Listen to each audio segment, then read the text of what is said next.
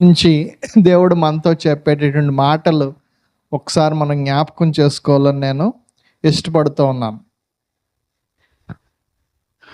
మనకి సువార్త అనేటటువంటిది ఒకటే, అంతేనా? సువార్త ఒకటే, కానీ దాన్ని ఎంతమంది చెప్పారు? నలుగురు చెప్పారు. మత్తయి, మార్కు, లూకా, యోహాను. నలుగురు చెప్పారు కాబట్టి అవి 4 సువార్తలు కాదు. సువార్త ఒకటే, కానీ నలుగురు మనకి చెప్పారు. అందుకని పాత నిబంధన గ్రంథంలో కూడా మనకి చెప్తూ ఉంటాడు, ఒక సాక్షి ఉంటే ఎవరో కూడా దాన్ని కన్సిడరేషన్లోకి తీసుకోరు. 2, 2, 3 లేదంటే అంతకన్నా ఎక్కువ మంది ఒక విషయాన్ని గురించి చెప్పినట్లయితే దానికి వాల్యూ ఎక్కువ ఉంటుంది. అందుకనే యేసు ప్రభు యొక్క జీవితాన్ని గురించి, యేసు ప్రభు యొక్క ఆ యొక్క లైఫ్ స్టైల్ గురించి, ఆయన వ్యక్తిత్వాన్ని గురించి, ఆయన యొక్క స్థితిగతుల గురించి మరి దగ్గరుండి చూసి అనుభవించినటువంటి వారు మనకి ఆయన జీవితం గురించి అనేక విషయాలు చెప్పారు. మత్తయి, మార్కు, లూకాని సినాప్టిక్ గాస్పల్స్ అని పిలుస్తూ ఉంటారు. సినాప్టిక్స్ అనగానే ఈ 3 కూడా ఒకే విధమైనటువంటి విషయాల గురించి చెప్పినట్లుగా మనం చూస్తూ ఉంటాం. యోహాను దగ్గరికి వచ్చేసరికి దాన్ని సినాప్టిక్లోకి కలపరు. ఎందుకు కలపరంటే మీకు బాగా అర్థం అవ్వాలంటే, యేసు ప్రభు వారు ఇక్కడ ఎలా ఉంటున్నప్పుడు మత్తయి ఏమో ఇక్కడి నుండి చూస్తూ ఉన్నాడు, మార్క్ ఏమో అక్కడి నుండి చూస్తూ ఉన్నాడు, లూకా ఏమో ఇక్కడి నుండి చూస్తూ ఉన్నాడు. ఇలాగా యోహాను కూడా చూస్తూ ఉన్నాడు. వీళ్ళందరూ చూసేటప్పుడు మనకి గ్రంథాల్లో రాయబడిన ఏంటంటే ఆయన కోణంలో, మత్తయి కోణంలో యేసు ప్రభువుని ఎలా చూస్తున్నాడు, ఆయన ఏం చేస్తాడు, ఒకటే సూచక్రియ, ఒకటే పని, కానీ ఈయన ఒకలా రికార్డ్ చేస్తూ ఉంటాడు, మార్క్ ఒకలాగా రికార్డ్ చేస్తూ ఉంటాడు, లూకా ఒకలా రికార్డ్ చేస్తుంటాడు, యోహాను ఒకలాగా రికార్డ్ చేస్తూ ఉంటాడు. ఇలా రికార్డ్ చేసేటప్పుడు ఒక వ్యక్తిని 4 వ్యక్తులు 4 కోణాల్లో నుంచి చూసినప్పుడు మనకి ఆ విషయాలన్నీ కూడా కనబడుతూ ఉంటాయి. అందుకనే సువార్త, యేసు ప్రభు గురించినటువంటి వార్త, యేసు ప్రభు గురించినటువంటి ఆ మంచి విషయాల్ని భక్తులైనటువంటి వారు, గ్రంథకర్తలు మనకి విట్నెస్ చేస్తూ ఉన్నారు, చెప్తూ ఉన్నారు.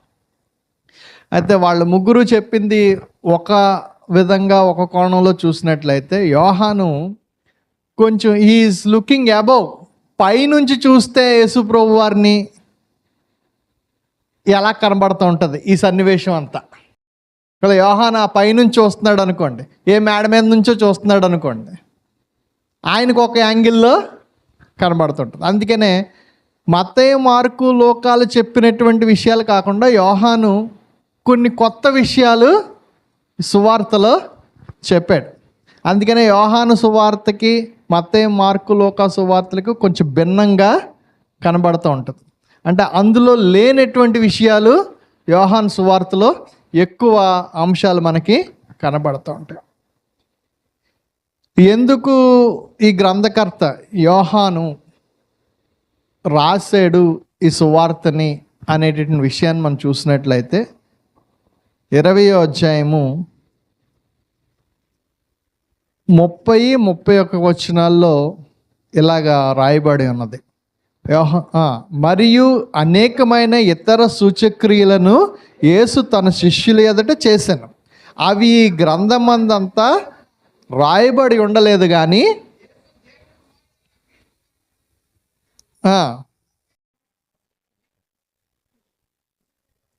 ద పర్పస్, ఎందుకు ఈ గ్రంథం రాయబడింది అంటే, యేసు అనేకమైన సూచక్రియలు చేశాడు, ఇంకా చాలా ఉన్నాయి. మత్తయి చెప్పాడు, మార్క్ చెప్పాడు, లూకా చెప్పాడు, నేను చెప్పాను. చివరికి వచ్చేసరికి చెప్తా ఉన్నాడు, ఏం చెప్తాడంటే, ఇంకా యేసు ప్రభు వీటితో ఆగిపోలేదు, ఇంకా చాలా సూచక్రియలు చేశాడు, కానీ అవన్నీ ఈ గ్రంథమందు రాయబడలేదు. కానీ ఎందుకు నేను ఈ గ్రంథమందు రాసినటువంటి విషయాలు ఎందుకు రాశాను అన్నట్లయితే ఆయన ఏం చెప్తున్నారంటే, యేసు దేవుని కుమారుడైన క్రీస్తు అని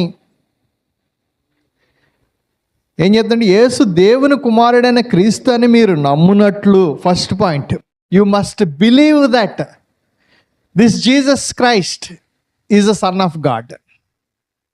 ఈ యేసుక్రీస్తు దేవుని కుమారుడని మీరు నమ్మునట్లు, నమ్మి ఆయన నామమందు జీవము పొందినట్లు ఇవి రాయబడి ఉన్నవి.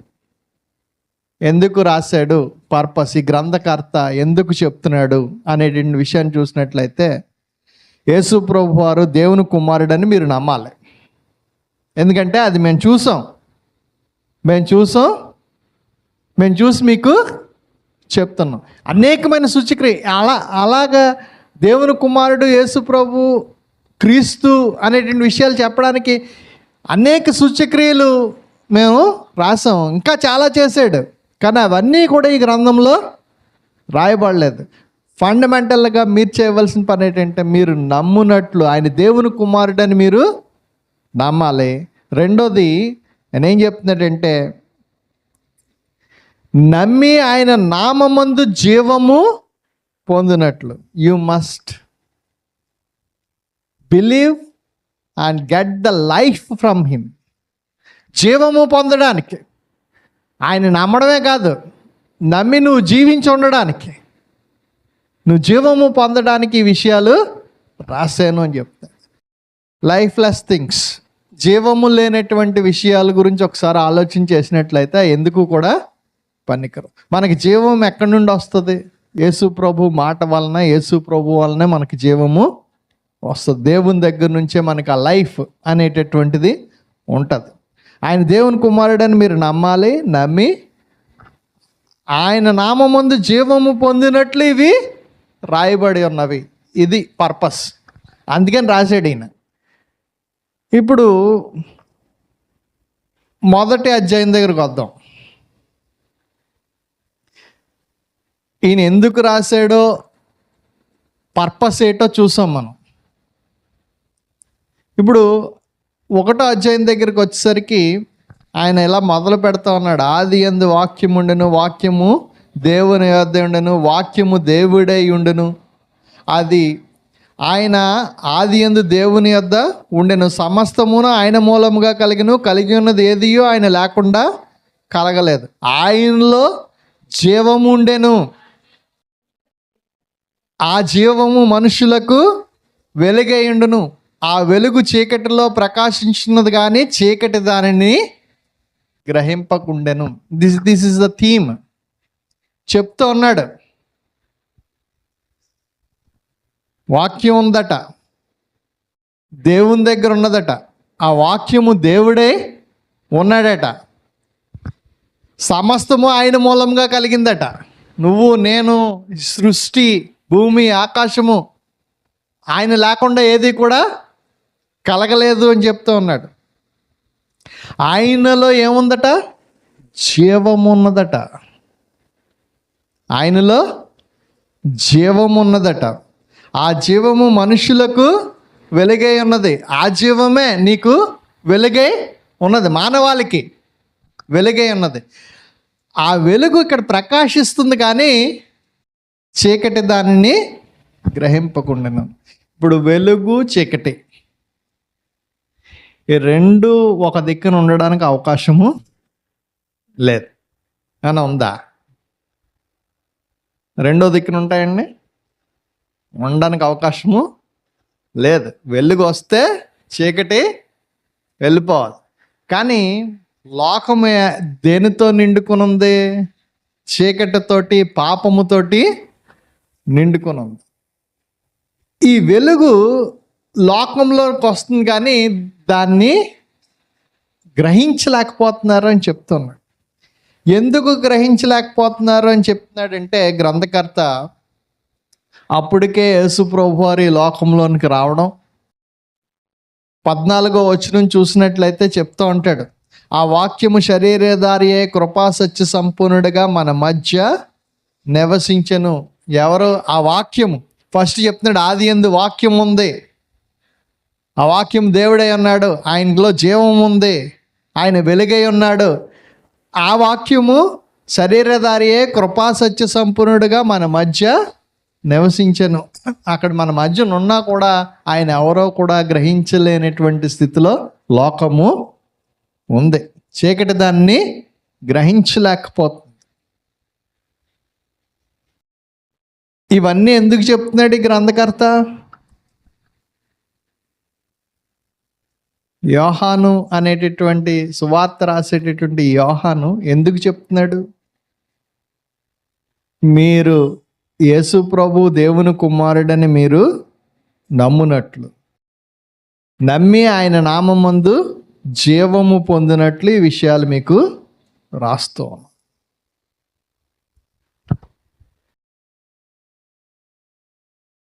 ఇందులో ఈ విషయాలు రాసేటప్పుడు కొంతమంది క్యారెక్టర్స్ని కూడా, కొంతమంది నూతన వ్యక్తులను కూడా ఈ గ్రంథకర్త పరిచయం చేస్తూ ఉంటాడు. అలా పరిచయం చేసిన వారిలో చూసుకున్నట్లయితే మొట్టమొదటగా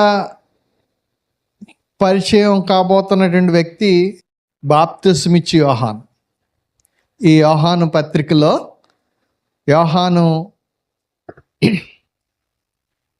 బుక్లో మనం చూసుకున్నట్లయితే దేవుని గురించి చెప్తూ, యేసు ప్రభు వారి గురించి చెప్తూ ఇంకో కొత్త వ్యక్తిని పరిచయం చేస్తూ ఉంటాడు. ఈ కొత్త వ్యక్తి ఒకసారి మనం చూసినట్లయితే మనకి ఆయన గురించి ఒకసారి 19వ వచనం నుండి చదవండి. 1:19.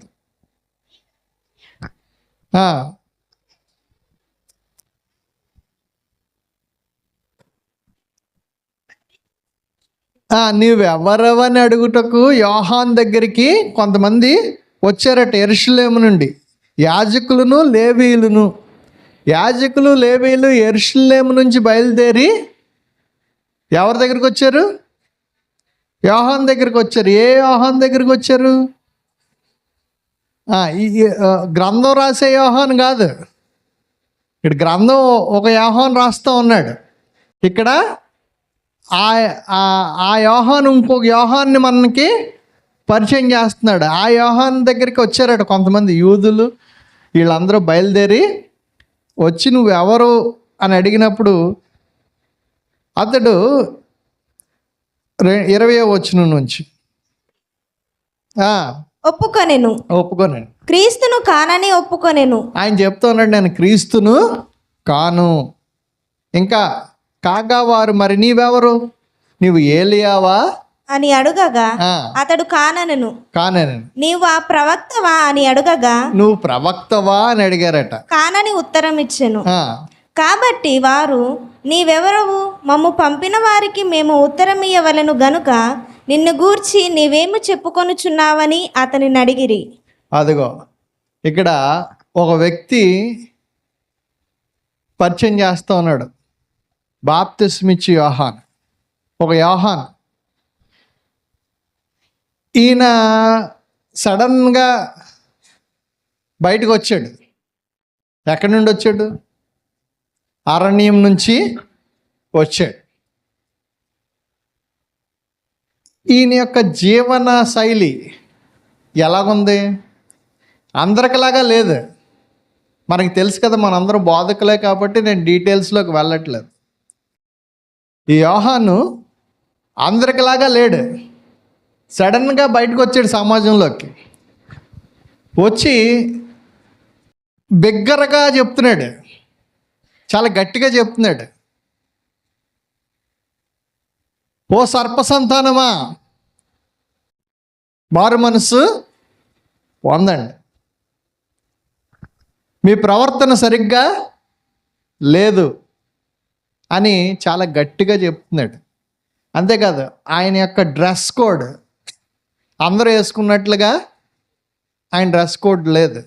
ఏం వేసుకున్నాడు ఆయన? ఒంటె చర్మాన్ని కప్పుకుని ఉన్నాడు. అందరూ తిన్నట్లుగా ఆహారం అయినా తినట్లేదు. మితమైన ఆహారాన్ని, మిడతలను తినేటటువంటి వాడు చాలా తక్కువ.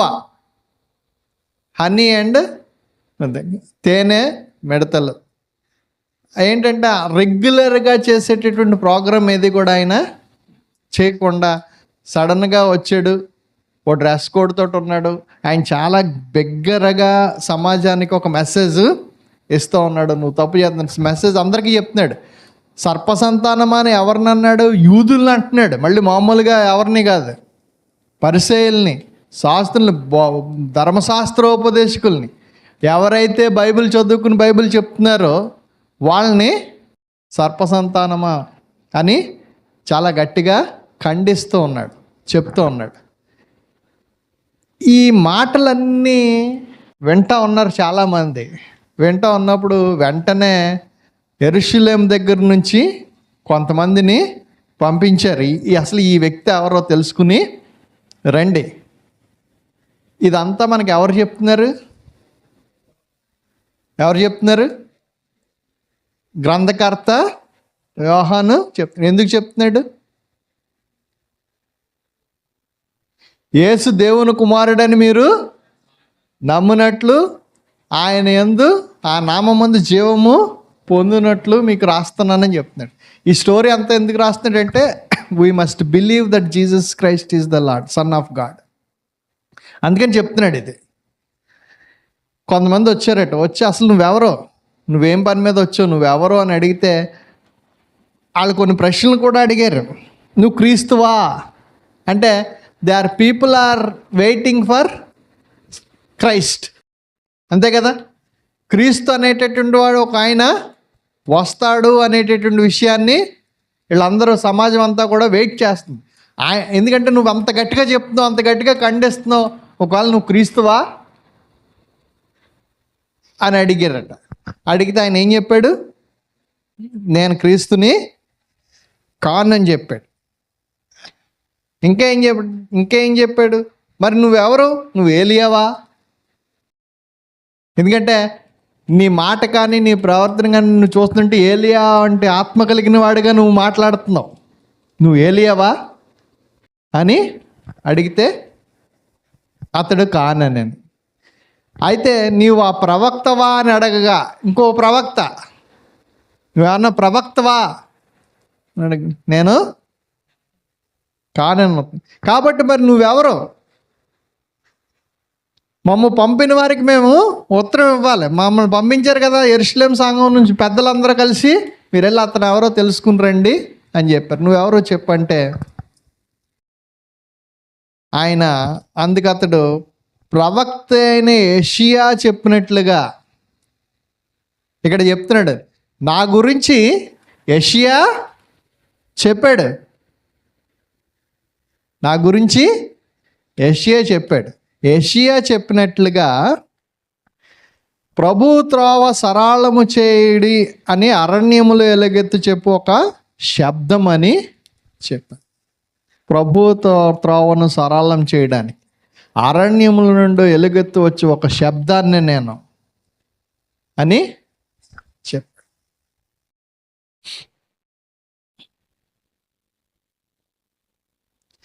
అయితే వాళ్ళు అన్నట్టు వారు నీవు క్రీస్తువైనను ఏలియావైనను ఆ ప్రవక్త అయినను కానీ అట్లా ఎందుకు బాప్తిసం ఇచ్చుచున్నావు అని అతన్ని అడగగా యోహాను నేను నీళ్లతో బాప్తిసం ఇచ్చుచున్నాను కానీ నా వెనక వచ్చేవాడు మీ మధ్యన ఉన్నాడు.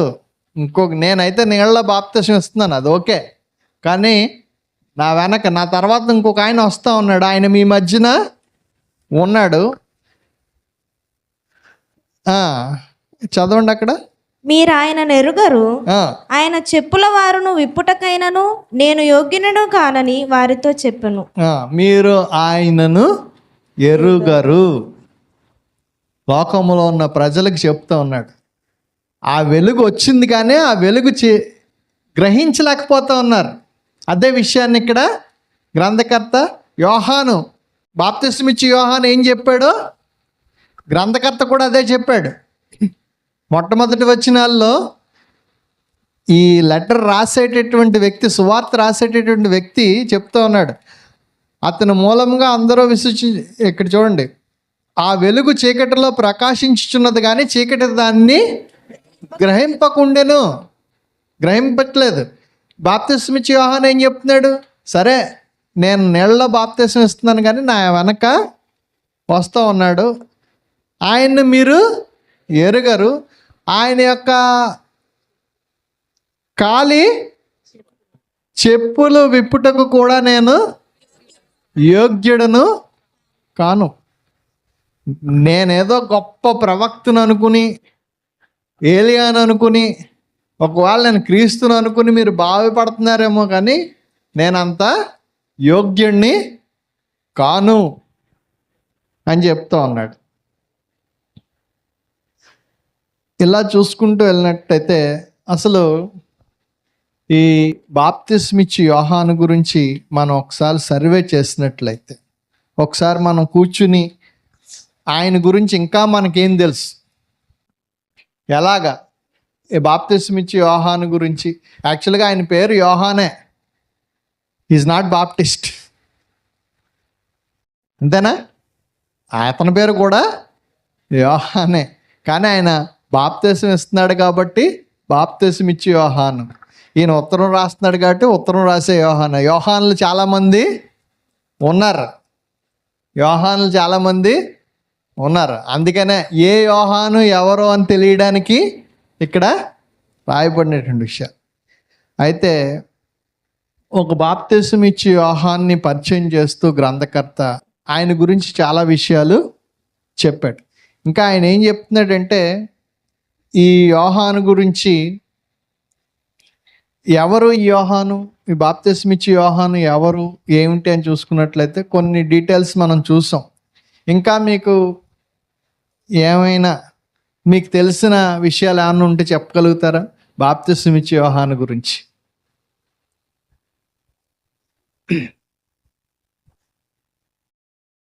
ఎప్పుడన్నా ప్రసంగం చేశారా ఆయన మీద? జనరల్గా బాప్తిసం ఇచ్చి యోహాను టచ్ చేయలేదా? చెప్పండి. జకరియా ఎలిజబెత్ యొక్క కుమారుడు. ఒకసారి ఆలోచన చేసినట్లయితే ఆయన ఎవరు, ఆయన పుట్టుకేంటి అన్నది మనం గ్రహించినట్లయితే, జకరియా ఎలిజబెత్లు ఎవరు, ఆయన దేవాలయంలో పరిచర్య చేసేటటువంటి, దేవుని సన్నిధిలో ఉండేటటువంటి ఒక ఎవాంజలిస్ట్, ఒక ప్రీచర్ యొక్క కుమారుడు, అంతేనా? యాజకుని యొక్క కుమారుడు అంటే ఇట్స్ ఎ బ్లెస్సింగ్, అంతే కదండి? ఒక యాజకుని కుమారుడు అంటే నిజంగా ఆశీర్వాదాలు ఆటోమేటిక్గా ఉంటాయి కుటుంబంలో. ఒక యాజకుని కుమారుడు ఈ యొక్క బాప్తిస్మ ఇచ్చి యోహాను. తర్వాత ఇంకా మనం ఇందులోకి వెళ్తూ ఆయన చరిత్ర చూసుకుంటున్నట్టయితే, యేసు ప్రభువారు, బాప్తిస్మ ఇచ్చి యోహాను ఇద్దరూ కూడా దే ఆర్ వెరీ క్లోజ్, చాలా సన్నిహితంగా ఒకరి గురించి ఒకరు బాగా తెలిసిన వారిగా ఉన్నటువంటి వారు. వాళ్ళు ఎప్పుడు కలుసుకున్నారు? కొంతమంది ఏమనుకుంటారంటే ఫస్ట్ టైం ఫిజికల్గా వాళ్ళు యోర్దాన్ నది దగ్గరే కలుసుకున్నారు, కానీ వే బ్యాక్ చాలా కాలం క్రితం, వాళ్ళు పుట్టకముందు తల్లి గర్భంలో ఉన్నప్పుడే ఒకరిని గురించి ఒకరు, గర్భమందు శిశువు గంతులు వేసాను ప్రభువును చూడడానికి వచ్చినప్పుడు, ప్రభువు దర్శించడానికి వచ్చాడు. మరీ వచ్చింది ఎలిజబెత్ దగ్గరికి. ఎప్పుడైతే లార్డ్ అపియర్స్, ఆ ప్రభువు వచ్చేసరికి ఎలిజబెత్ కడుపులో ఉన్నటువంటి యోహాను ఏం చేశాడు? గంతులు వేసి స్తుతించి, ఆయనకి చిన్నవాడే యేసు ప్రభువారు, కానీ he is rejoiced in the mother's womb.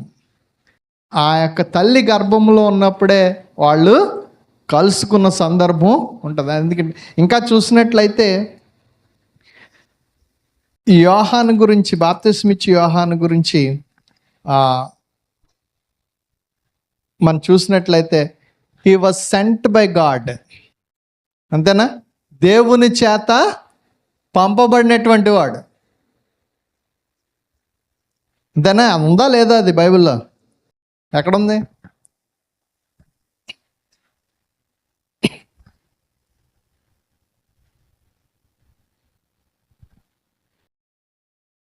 దేవుని చేత పంపబడినటువంటి వాడు.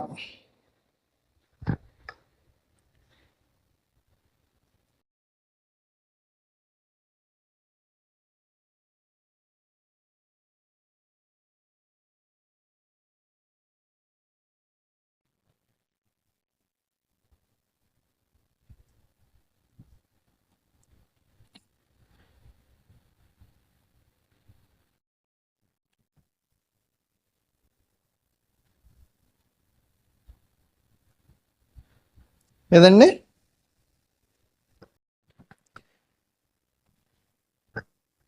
చదవండి ఒకసారి.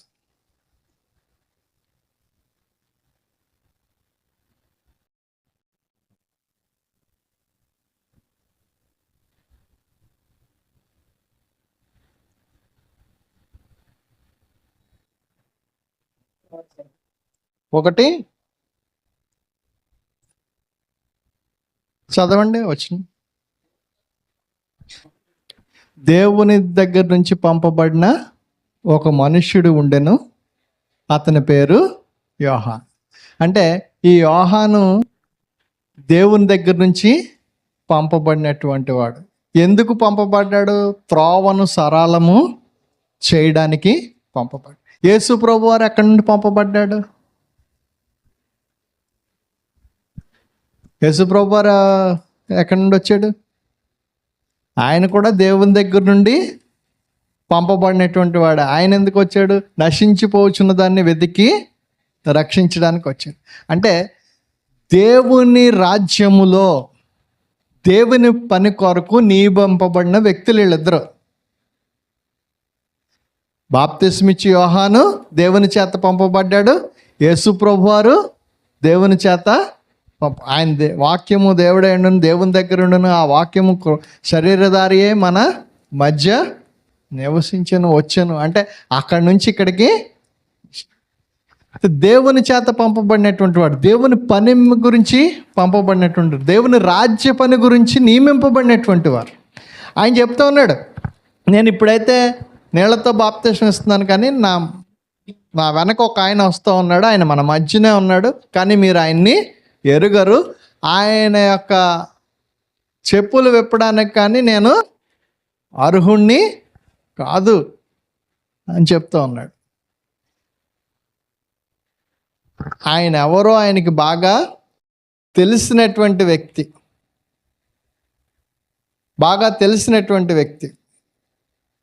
ఇక్కడ is an extraordinary man, no doubt. బాప్తిస్మిచ్చి యోహాను అలాంటి వ్యక్తి. ఇదిగో తల్లి గర్భం మందు పుట్టినటువంటి వారిలో ఇంతకన్నా గొప్పవాడు ఎవరో కూడా లేరు అని బైబిల్ మనకి చెప్తుంది. అంటే స్త్రీలను కనిన వారిలో ఇంతకన్నా గొప్పవాడు లేడు, అంత గొప్పవాడు. ఆయన వచ్చి ఖండిస్తూ ఉన్నాడు, చెప్తూ ఉన్నాడు. చక్రవర్తిని కూడా లెక్క చేయట్లేదు, నువ్వు తప్పు చేసావు అని. చక్రవర్తిని ఎవరన్నా ఖండిస్తే ఏమవుతుంది? శిరశ్ఛేదనమే. వెంటనే చంపే చక్రవర్తి కూడా ఎందుకు జైల్లో పెట్టి అలా వెయిట్ చేశాడు? ఎందుకంటే ఆయన నీతిమంతుడు కనుక భయపడ్డాడు చక్రవర్తి. Because he is a righteous man. నీతిమంతుడు కనుక టచ్ చేయడానికి భయపడ్డాడు. అయితే ఆయన చెప్తా ఉన్నాడు, నువ్వెవరు అని అడిగినప్పుడు చాలామంది అనుకున్నారు, ఒకవేళ ఆ వెలుగు ఈయననేమో అనుకున్నారు. అందుకనే యెరూషలేము నుంచి బయలుదేరి వచ్చారు. నువ్వు క్రీస్తువా, నువ్వు ఆ వెలుగువా అని అడుగుతుంటే ఆయన ఏం దాచుకోకుండా ఏం చెప్తున్నాడు? నేను క్రీస్తుని కాను, నేను ఆ ప్రవక్తను కాను, నేను ఆ ఏలియాని కాను అని చెప్తూ ఒక మాట చెప్తూ ఉన్నాడు. 6వ వచనం నుండి 9వ వచనం వరకు చదవండి. 1వ అధ్యాయం. దేవుని యొద్ద నుండి పంపబడిన ఒక మనుష్యుడు ఉండెను, అతని పేరు యోహాను. అతని మూలముగా అందరూ విశ్వసించున్నట్లు అతడు ఆ వెలుగును గూర్చి సాక్ష్యమిచ్చుటకు సాక్షిగా వచ్చెను. అతడు ఆ వెలుగై ఉండలేదు గాని ఆ వెలుగును గూర్చి సాక్ష్యమిచ్చుటకు అతడు వచ్చెను. అతడు ఆ వెలుగై ఉండలేదు కానీ ఆ వెలుగును గురించి సాక్ష్యం ఇవ్వడానికి వచ్చెను. నిజమైన వెలుగు ఉండెను, నిజమైన వెలుగు ఉండెను, అది లోకములోనికి వచ్చుచు ప్రతి మనిషిని వెలిగించుచున్నది. అది లోకంలోనికి వచ్చి ప్రతి మనిషిని వెలిగిస్తుందట. నిజమైన వెలుగు ఒకటి ఉందట, అది లోకంలోనికి వచ్చి ప్రతి మనిషికి వెలిగిస్తుందట. నేను ఆ వెలుగుని కాను అని చెప్తూ ఉన్నాడు. అంటే ఈయన ఏమిటో ఈయనకి బాగా తెలుసు యోహానికి. జనరల్గా సువార్త పరిచర్య చేసేవారికి దేవుని రాజ్య విస్తరణలో, దేవుని రాజ్య పనిభారంలో ఉన్నటువంటి వారు తెలుసుకోవాల్సినటువంటి ప్రాముఖ్యమైన విషయం ఏంటంటే, వాట్ ఈజ్ యువర్ లిమిట్స్? నువ్వు ఎవరి చేత పంపబడ్డావు, ఎందుకు పంపబడ్డావు, ఏ పని నిమిత్తము పంపబడ్డావు, నీ క్యాపబిలిటీస్ ఏంటి? చాలా చక్కగా చెప్తున్నాడు ఈయనైతే. నేను ఆయన్ని కాను, ఆయన చాలా గొప్పవాడు అని చెప్తా. ఈయన కూడా ఇద్దరు దేవుని చేత పంపబడినటువంటి వారే, ఆయన పని గురించి పంపబడినటువంటి వారే. కానీ ఈయన చాలా క్లియర్గా ఒక వెలుగు, అది ఆ లోకంలోనికి వస్తుంది, అందరికీ వెలిగిస్తుంది. ఇంకేం చెప్తాడంటే చాలా సింపుల్గా, ఒక కొవ్వొత్తు వెలిగించి మనం చూసినట్లయితే అది ఎంత దూరం వస్తుంది? ఒక కొవ్వొత్తు లైట్, కొవ్వొత్తు ఇది కొంతవరకు, అది కూడా వెలుగే, కానీ అది దీపం కొంతవరకే ఉంటుంది అది. కానీ లైట్ వేసాం అనుకోండి, అది కొంచెం విస్తారంగా వెళ్తూ ఉంటుంది. ఈయన ఏం చెప్తున్నాడంటే, బాప్తిస్మ ఇచ్చే యోహాను, నేను ఒక దీపాన్ని మాత్రమే, కానీ వెలుగు వస్తుంది, ఆ వెలుగు అందరినీ వెలిగిస్తుంది. That is a greater light. ఈ వెలుగుకి ఆ వెలుగుకి ఎంత తేడా ఉంది? చాలా తేడా ఉంది. అందుకని చెప్తున్నాడు, ఆయన చెప్తున్నాడు, నేను చిన్న దీపాన్ని మాత్రమే. మీరు నన్ను చూసి క్రీస్తు అనుకుంటున్నారు, నన్ను చూసి ఏలియన్ అనుకుంటున్నారు, నన్ను చూసి ప్రవక్తనని అనుకుంటున్నారు, నన్ను చూసి వెలుగేమో అనుకుంటున్నారు మీరు. నేను వెలుగు దీపాన్ని నేను అని చెప్తా ఉన్నాడు. అంటే 5:35 చదవండి ఒకసారి. 5:35.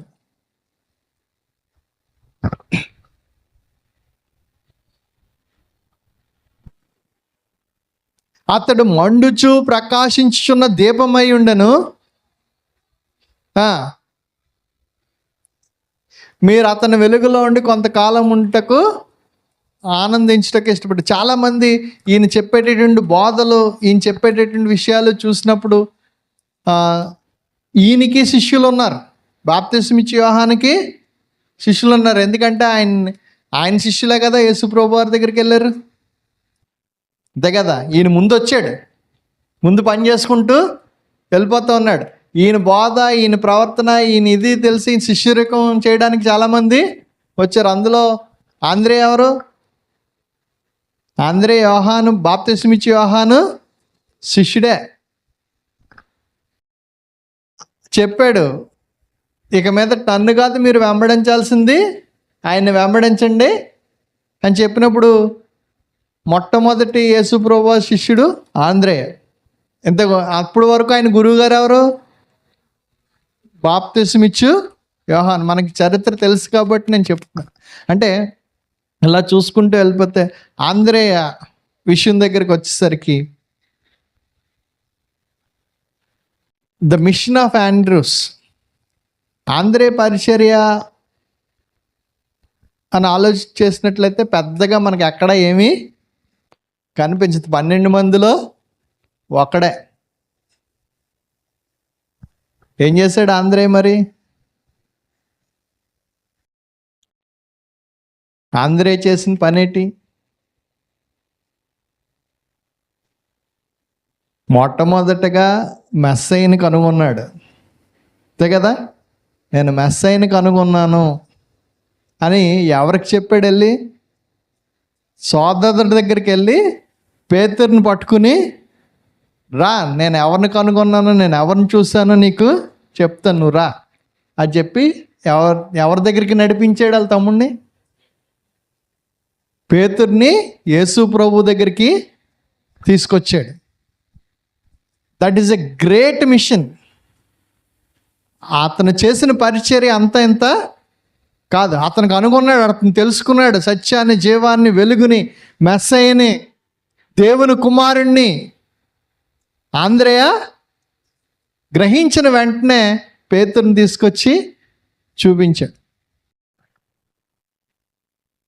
చరిత్ర ముందుకెళ్ళిపోయిన తర్వాత పేతురు పెంతెకొస్తు దినాన్ని ఓ గొప్ప ప్రసంగం చేసినప్పుడు ఇంచుమించు 3000 మంది బాప్తిసం పొందారు కదా. హృదయం మందు నచ్చుకుని, అయితే మేము ఇప్పుడు ఏం చేయాలి అని చాలామంది అడిగితే, మీరు పాపక్షమాపణ నిమిత్తము బాప్తిసం తీసుకోండి అంటే ఇంచుమించు 3000 మంది బాప్తిసం తీసుకున్నారు. అప్పుడు ఆంధ్రే ఏమనుకుని ఉంటాడు? ఆంధ్రే ఫీలింగ్ ఎలా ఉంటుంది? ఈ పేతుర్ని నేనే తీసుకెళ్ళాను, ఆ ఫీల్ ఉంటుందా? అంటే దేవుని రాజ్యములో దేవుని పని చేసేటటువంటి వాడు, ఇది ఆంధ్రే పని, ఇది పేతురు పని, ఇది బాప్తిసం ఇచ్చే యోహాను పని. ఇప్పుడు ఎలాగైపోయిందంటే అలాగైపోయింది. ఇప్పుడు ఎవరి రాజ్యాలు వాళ్ళు కట్టుకుంటున్నారు, దేవుని రాజ్యం ఎవరు కట్టట్లేదు. అంతేనా?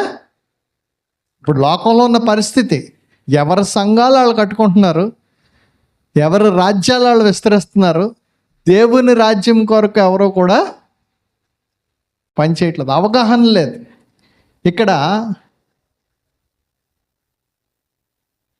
గ్రంథము రాసినటువంటి యోహాను, గ్రంథములో మనకు పరిచయం చేయబడుతున్నటువంటి యోహాను, అక్కడ చుట్టూ యేసుప్రభు వారి చుట్టూ ఉన్నటువంటి క్యారెక్టర్స్, ఇవన్నీ ఏం చెప్తున్నాయి?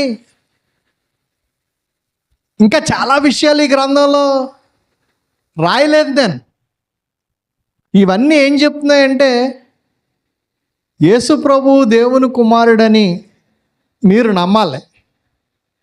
నమ్మి ఆయన నామమందు జీవము పొందినట్లు, బికాజ్ హీ ఈజ్ లైఫ్. ఆ జీవము ఆయనలో ఉంది, ఆ జీవము నీలోను నాలోను కూడా వెలిగింపబడాలి.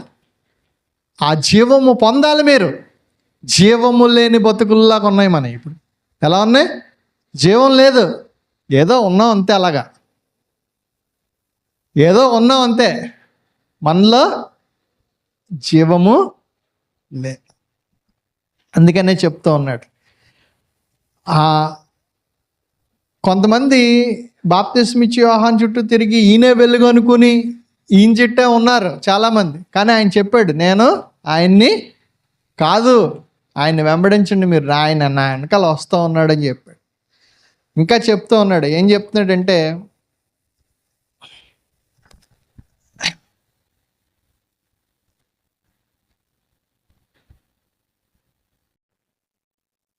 ఒకటో అధ్యాయం 22వ వచనం నుంచి 28వ వచనం వరకు. నీవు ఆ ప్రవక్తవా అని అడుగగా కానని ఉత్తరం ఇచ్చెను. కాబట్టి వారు, నీవెవరవు? మమ్ము పంపిన వారికి మేము ఉత్తరం ఇయ్యవలెను గనుక నిన్ను గూర్చి నీవేమో చెప్పుకొనుచున్నావని అతనిని అడిగిరి. అందుకతడు, ప్రవక్త అయిన యెషయా చెప్పినట్టు.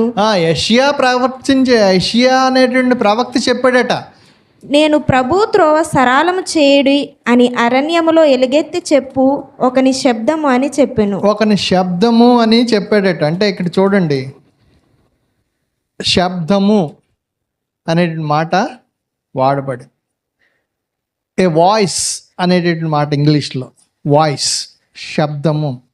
గట్టిగా అరిసాం అనుకోండి, గట్టిగా అరిస్తే ఏమవుతుంది? గట్టిగా ఒక సౌండ్ వస్తుంది. కానీ ఒకసారి కంపేర్ చేయండి, లోగోస్ లేదంటే వాక్కు అనేది కూడా మాట. వాక్కి శబ్దానికి డిఫరెన్స్. వాక్ ఎవరు? యేసు ప్రభువారు వాక్కు. ఆ వాక్యము, ఆ మాట, ఆయన లేకుండా ఏది కూడా జరగలేదు. ఆ సమస్తము ఆయన ద్వారానే నిర్మింపబడింది. వెలుగు కలుగుగాక అంటే వెలుగు వచ్చింది. దట్ ఈజ్, అది వాక్కు.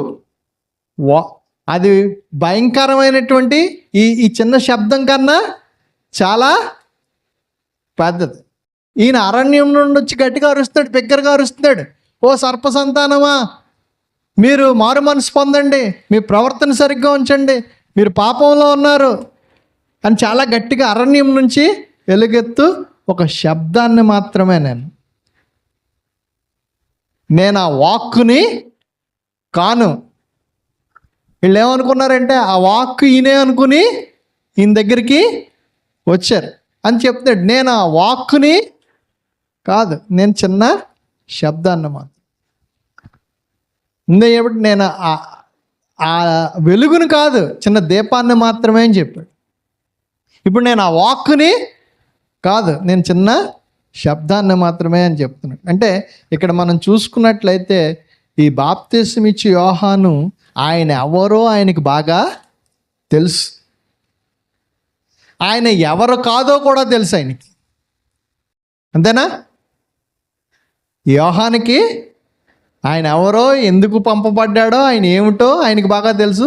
ఏమి కాదో కూడా ఆయనకి తెలుసు. బోధకులమైనటువంటి మనం ఎవరో మనకు తెలుసా? మనం ఏం కాదో మనకి తెలుసా? ఒకళ్ళని చూసి ఒకళ్ళు ఆయన అలా చేసాడంటే నేను అలాగా చేసేద్దాం అనుకునేటటువంటి వాడు. కానీ మనం అందరం ఎవరు పని చేస్తున్నాం? దేవుని పని చేస్తున్నాం. దేవుని పనిలో మన అందరం సహా పనివారంగా ఉండాలి. ఒకళ్ళు లిమిటేషన్స్ ఒకళ్ళు ఎదిగిన వారమై ఉండాలి. అందరూ ఒకటే పని చేయడానికి దేవుడు మనల్ని పంపలేదు. ఎవరు పని వాళ్ళు చేయాలి. త్రోవను సరళం చేయడానికి ఆయన వచ్చాడు. ఆయన దేవుని రాజ్య విస్తరణలో వాడబడ్డాడు.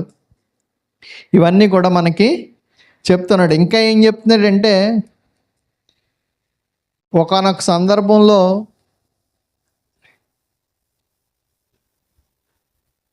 నేను తగ్గవలసిన వాడిని ఆయన హెచ్చవలసిన వాడు. I must decrease and he must increase. ఎంత పని చేస్తాడంటే యోహాను లోకంలో చాలా పరిచర్య చేసి పెద్ద సంఘాన్నే కట్టేశాడు. అప్పటికే బోళ్ళంతమంది శిష్యుల్ని పోగుపెట్టేశాడు. ఎప్పుడైతే యేసుప్రభు వారు వచ్చారో, ఇదిగో లోక పాపములు మోసుకుని పోవు దేవుని గొర్రెపిల్ల అని చెప్పి బాప్తిసం ఇచ్చి, ఆయనకి బాప్తిసం ఇచ్చేసిన వెంటనే శిష్యుల్ని, ఆయన ఏర్పాటు చేసుకున్న సంఘాన్ని ఏమన్నాడు? ఇంకా మీరు వెంబడించవలసింది ఆయన్ని. ఎవరన్నా వదిలేస్తారండి అలా సంఘాన్ని కష్టపడి కట్టి ఎవరి చేతిలోనే పెట్టేస్తారా? కానీ యోహాను ఏం చేశాడు? వెంటనే అసలు మీరు నన్ను వెంబడించాల్సిన పని లేదు, ఇంక అయిపోయింది, నా పని అయిపోయింది. ఇప్పుడు మీరు వెంబడించవలసింది ఎవరు? ఆయన్ని. ఎందుకంటే ఆయన వాక్కు, ఆయన వెలుగు, ఆయన చాలా ఉన్నతమైనటువంటి వాడు, ఆయన చాలా గొప్పవాడు. నేను ఆయన చెప్పులు విప్పుటకు కూడా పాత్రుడిని కాదు, నేను యోగ్యుణ్ణి కాదు అని చెప్తా ఉన్నాడు. నేను తగ్గవలసిన వాడిని, ఆయన హెచ్చవలసిన వాడు. ఎంతండి? 3:30 చదవండి.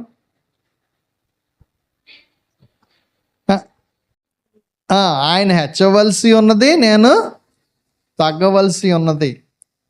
ఎంత గొప్ప!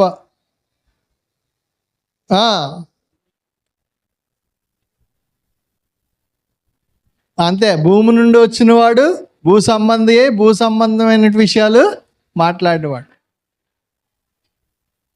అందరికీ పైగా ఉన్నవాడు. ఈ విషయాలన్నీ ఇంతకుముందు ఎవరు చెప్పారు మనకి? పైనుండి వచ్చాడు, మన మధ్యకి వచ్చాడు, ఇవన్నీ కూడా ఉత్తరం రాసే యోహాన్ చెప్పాడు కదా, ఆది యందు వాక్యం ఉండను, వాక్యము దేవుని దగ్గర ఉండను, ఆ వాక్యము దేవుడై ఉండను. దేవుడు ఆ కృపా సత్య సంపూర్ణుడిగా మన మధ్యకు వచ్చాను, మన మధ్య నివసించను. ఎక్కడ ఉండవలసిన వాడు ఇక్కడికి వచ్చాడని గ్రంథకర్త చెప్పాడు, ఈ యోహాను చెప్తున్నాడు అదే మాటలు. ఆయన పైనుండి వచ్చాడు, గొప్పవాడు. నేను భూమి మీదే ఉన్నాను, ఇక్కడే పుట్టాను, ఇక్కడే ఉన్నాను. నేను తగ్గవలసిన వాడిని, ఆయన హెచ్చవలసిన వాడు. కంపారిజన్ చూసారా? గ్రంథకర్త చెప్పేదానికి ఇక్కడ బాప్తిసం ఇచ్చి యోహాను చెప్పే మాటలు ఒకటేనా? ఒకే టెక్స్ట్ చెప్తున్నాడు. ఎందుకు ఇవన్నీ మనకి చెప్పబడుతున్నాయి? మనం నమ్మాలి, నమ్మి ఆయన యందు జీవము పొందాలి. కంపారిజన్స్ మనం చూసేటప్పుడు విడివిడిగా మామూలుగా చదువుకుంటే దానిలో మనకేమీ కనిపించదు. కానీ ఈ మాటలు గ్రంథకర్త ఎలా చెప్తున్నాడు, ఇక్కడ ఇంట్రడ్యూస్ చేయబడినటువంటి బాప్తిసం ఇచ్చి యోహాను కూడా అదే మాటలు చెప్తూ ఉన్నాడు. ఇంకా ఏం చెప్తున్నాడంటే 1:29 చెప్తూ ఉన్నాడు, నేను సాక్షిని మాత్రమే, ఏ విట్నెస్ అనేటటువంటి మాట. 1:29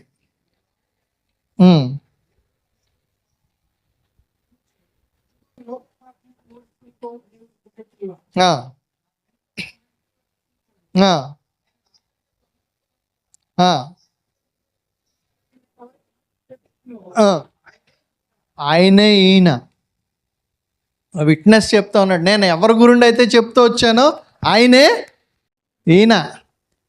ఇక్కడి నుంచి ఈయన చెప్తాడు మీకు, ఈజ్ ద మెసేజ్. ఆయన ఏం చెప్తే అది మీరు చేయండి అంతే. నేను ఎవరి గురించి అయితే బోధిస్తూ వచ్చానో, ఎవరి గురించి అయితే నేను ఈ పని అంతా చేశాను, ఎవరి గురించి అయితే నేను మార్గాన్ని సరళం చేశాను, మార్గాన్ని సరళం చేసేవాడినే కానీ నేను ఆ మార్గాన్ని కాను. మార్గం ఎవరు? నేనే మార్గము జీవము సత్యమునై ఉన్నానని యేసు ప్రభువు చెప్పారని మనకెవరు చెప్పారు? యోహాను చెప్పాడు. మత్తయి మార్కు సువార్తల్లో అవి ఉన్నాయా? మత్తయి మార్కు లోకాల్లో అది లేదు. కానీ యోహానుకి కనిపించింది. వీళ్ళు అందరూ ఒకే దిక్కున ఉన్నారు. నేనే మార్గము జీవము సత్యమునై ఉన్నానని యేసు ప్రభువు చెప్పిన మాటలు మనకి ఇందులో రికార్డ్ చేస్తాం.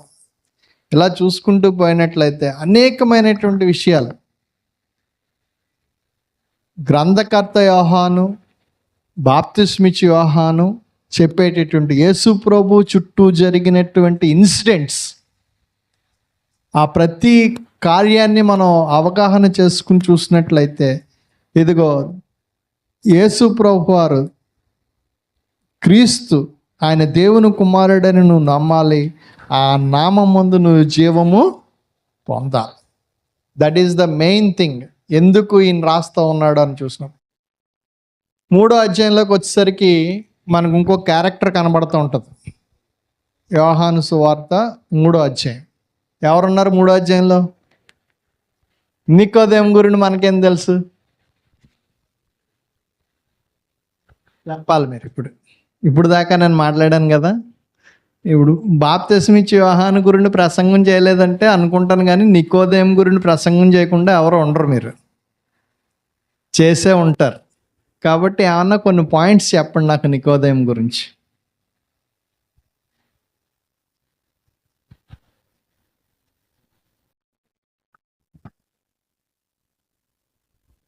అప్పుడే నేను మొదలుపెట్టి గంట అయింది. నాకు 11:30కి ఇచ్చారు, 12:30 అయింది.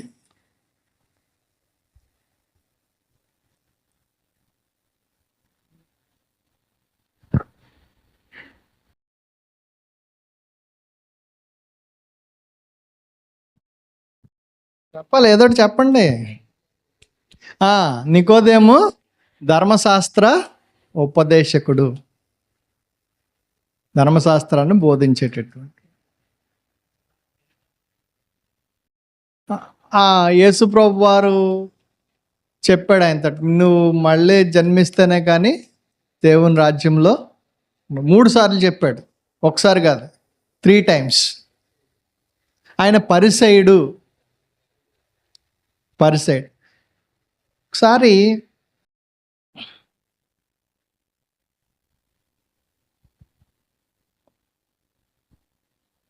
పరిసయులందరూ కూడా యూదులందరూ పరిసయులేనా?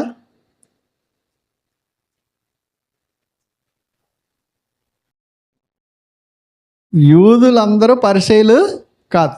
యూదుల్లో కొంతమంది పరిసయులు ఉంటారు. 6,000 మంది యూదుల్లో ఒక పరిసయుడు ఉంటాడట. 6,000 మందికి ఒక పరిసయుడు. అలాగా ఈ నికోదేము పరిచయుడు, ధర్మశాస్త్ర ఉపదేశకుడు. ఇంకా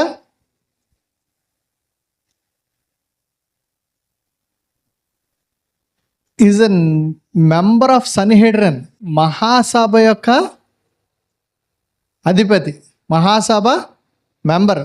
మహాసభలో ఎంతమంది ఉంటారు? 70 మంది ఉంటారు. 70 మందిలో ఒకడు. 6,000 మందిలో ఒకడు. 70 మందిలో ఒకడు. అంటే చూడండి హైరార్కీ. ఒక 6,000 మందికి ఒక పరిచయుడు ఉన్నట్లయితే 70 మంది ఉండే మహాసభలో ఈయన ఒకడు. అంటే ఈయన ఎంత పాపులరో. He's a rich man, no doubt. ఈయన రిచ్ అనేటటువంటి మాట ఎందుకు, ఎలాగా ఆయన రిచ్ అని మనకు తెలుస్తుంది? డబ్బులు ఉంటే, ధనం ఉంటే, చూడండి ధనవంతుడు, బాగా ధనవంతుడు ఈయన. ఎందుకని మనకి ధనవంతుడు అని తెలుస్తుంది?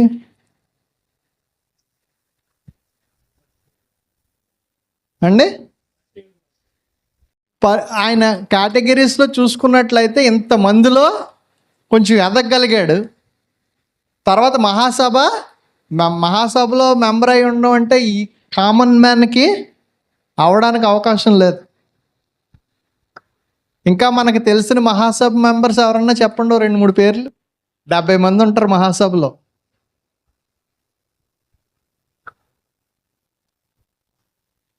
సన్హెడ్రిన్ మెంబర్స్, మహాసభ మెంబర్స్ మనకి ఇంకా ఎంతమంది ఎవరన్నా తెలుసా? బైబిల్లో ఎవరినన్నా మహాసభలో ఈయన మెంబరు అండి? అరమత్తయ్య యోసేపు మహాసభ మెంబరా?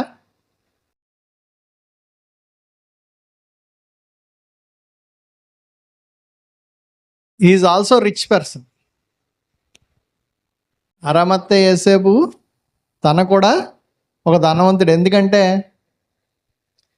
ఆయన చనిపోకముందే ఆయన కోసం సమాధి కట్టించుకుంటాడు. కామన్ మ్యాన్కి అది అయ్యేటటువంటి పరిస్థితి ఏం కాదు. అది ఒక లైఫ్లో బతికుంటుండగా నేను చనిపోతే నన్ను ఇక్కడ పెట్టండి అని చెప్పగలిగినటువంటి స్తోమత, అర్హత, ఆ యొక్క ధనం ఉంటేనే కానీ ఆ పని చేయలేదు. సౌలు ఆయన మహాసభ మెంబర్. పౌలుగా కాకముందు he is a Sanhedrin member. He is a rich man. గమానేల్ ఈజ్ ఎ సన్హెడ్రిన్ మెంబర్. అంటే గమానేలు, సౌలు, నికోదేము వీళ్ళందరూ ఎక్కడ?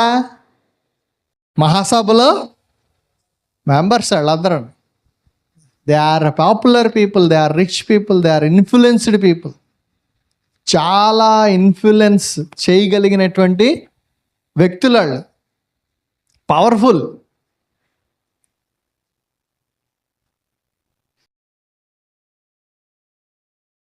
ఎంత పవర్ఫుల్ అంటే ఒకసారి నికోదేము జీవితంలో చూసుకున్నట్లయితే యేసు ప్రభు వారు సిలువ వేయబడిన తర్వాత అందరూ కూడా ఆయన చుట్టూ ఉన్నటువంటి శిష్యులు ఎక్కడికి పడితే అక్కడికి చెదిరిపోయారు, పారిపోయారు. ఎవరు వచ్చారు ఆ బాడీని తీసుకెళ్ళడానికి? అరమత్త యేసేపును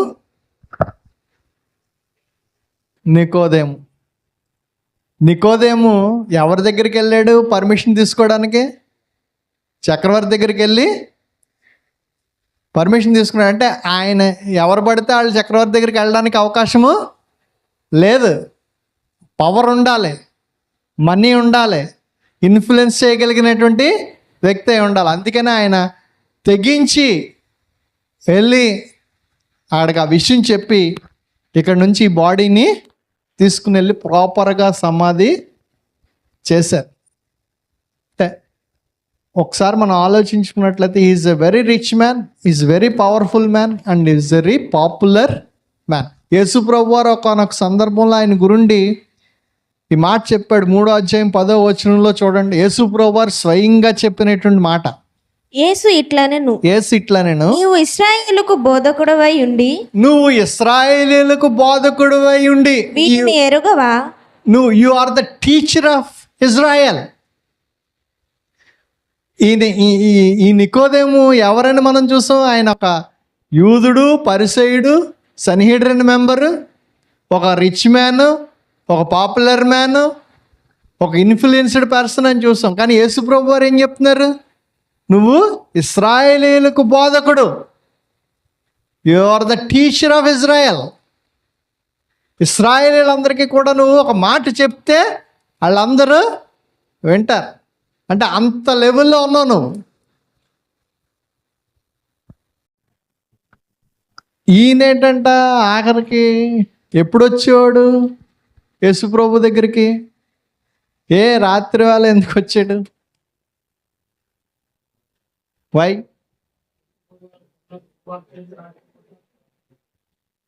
ఇప్పుడు ఎంత పాపులర్, ఎంత ఇన్ఫ్లుయెన్స్డ్ పర్సన్, ఎంత రిచ్ మ్యాన్, యేసు ప్రభు దగ్గరికి రాత్రులు ఎందుకు వచ్చాడినా?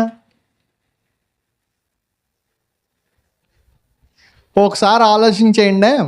పోపు ఇజ్రాయెల్ గారి దగ్గరికి వచ్చాడు అనుకోండి, నాకు కొన్ని విషయాలు తెలీదు చెప్పండి అంటే ఎలా ఉంటుంది? అసలు జనరల్గా పోపు అక్కడ ఉంటాడు కదా ఇటలీలో.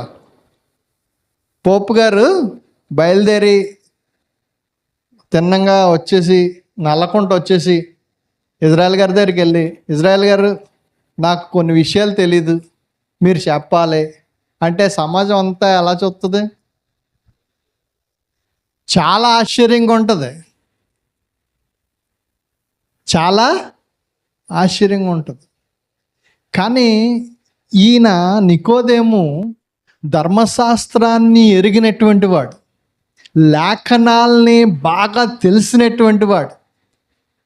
ఇంకా మోరోవర్ చెప్పాలంటే గమానేల్ అంతటి వాడు, ఈక్వలెంట్ గమానేల్. గమానేల్ ఎవరు?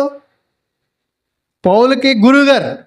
నేను గమానేల్ పాదాల దగ్గర నేర్చుకున్నానని చాలా గర్వంగా చెప్తూ ఉంటాడు.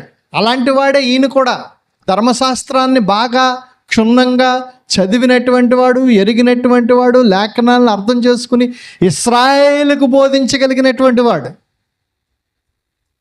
Is very popular. అంటే ఆయనకు ఉన్నటువంటి నాలెడ్జ్ ఎవరికి లేదు. అటువంటి ఆయన యేసుప్రభు దగ్గరికి వస్తూ ఉన్నాడు. వచ్చి చాలా విషయాలు అడుగుతూ ఉన్నాడు. ఆయనకు ఉన్నటువంటి సమస్య ఏంటంటే,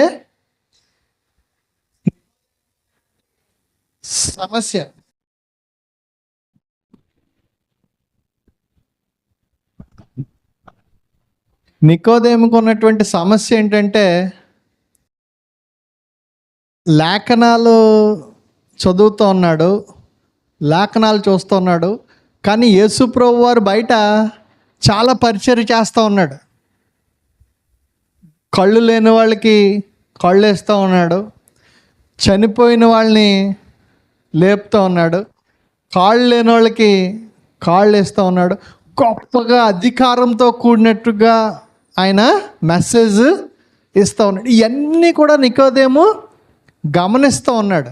గమనించి యేసు ప్రభు దగ్గరికి వచ్చి ఒక మాట అడుగుతూ ఉన్నాడు, నువ్వు మెస్సయ్యవా? నువ్వు మెస్సయ్యవేనా? ఎందుకంటే లేఖనాలన్నీ కూడా నువ్వు మెస్సయ్యవే అని చెప్తూ ఉన్నాయి. ఒక డౌట్ ఉండిపోయింది దీనిలో, అది క్లారిఫై చేసుకోవాలి. ఎందుకంటే ఈయన చాలా గొప్ప అధికారంతో చెప్తున్నాడు, లేఖనాలన్నీ ఈయన గురిండే చెప్తున్నాయి.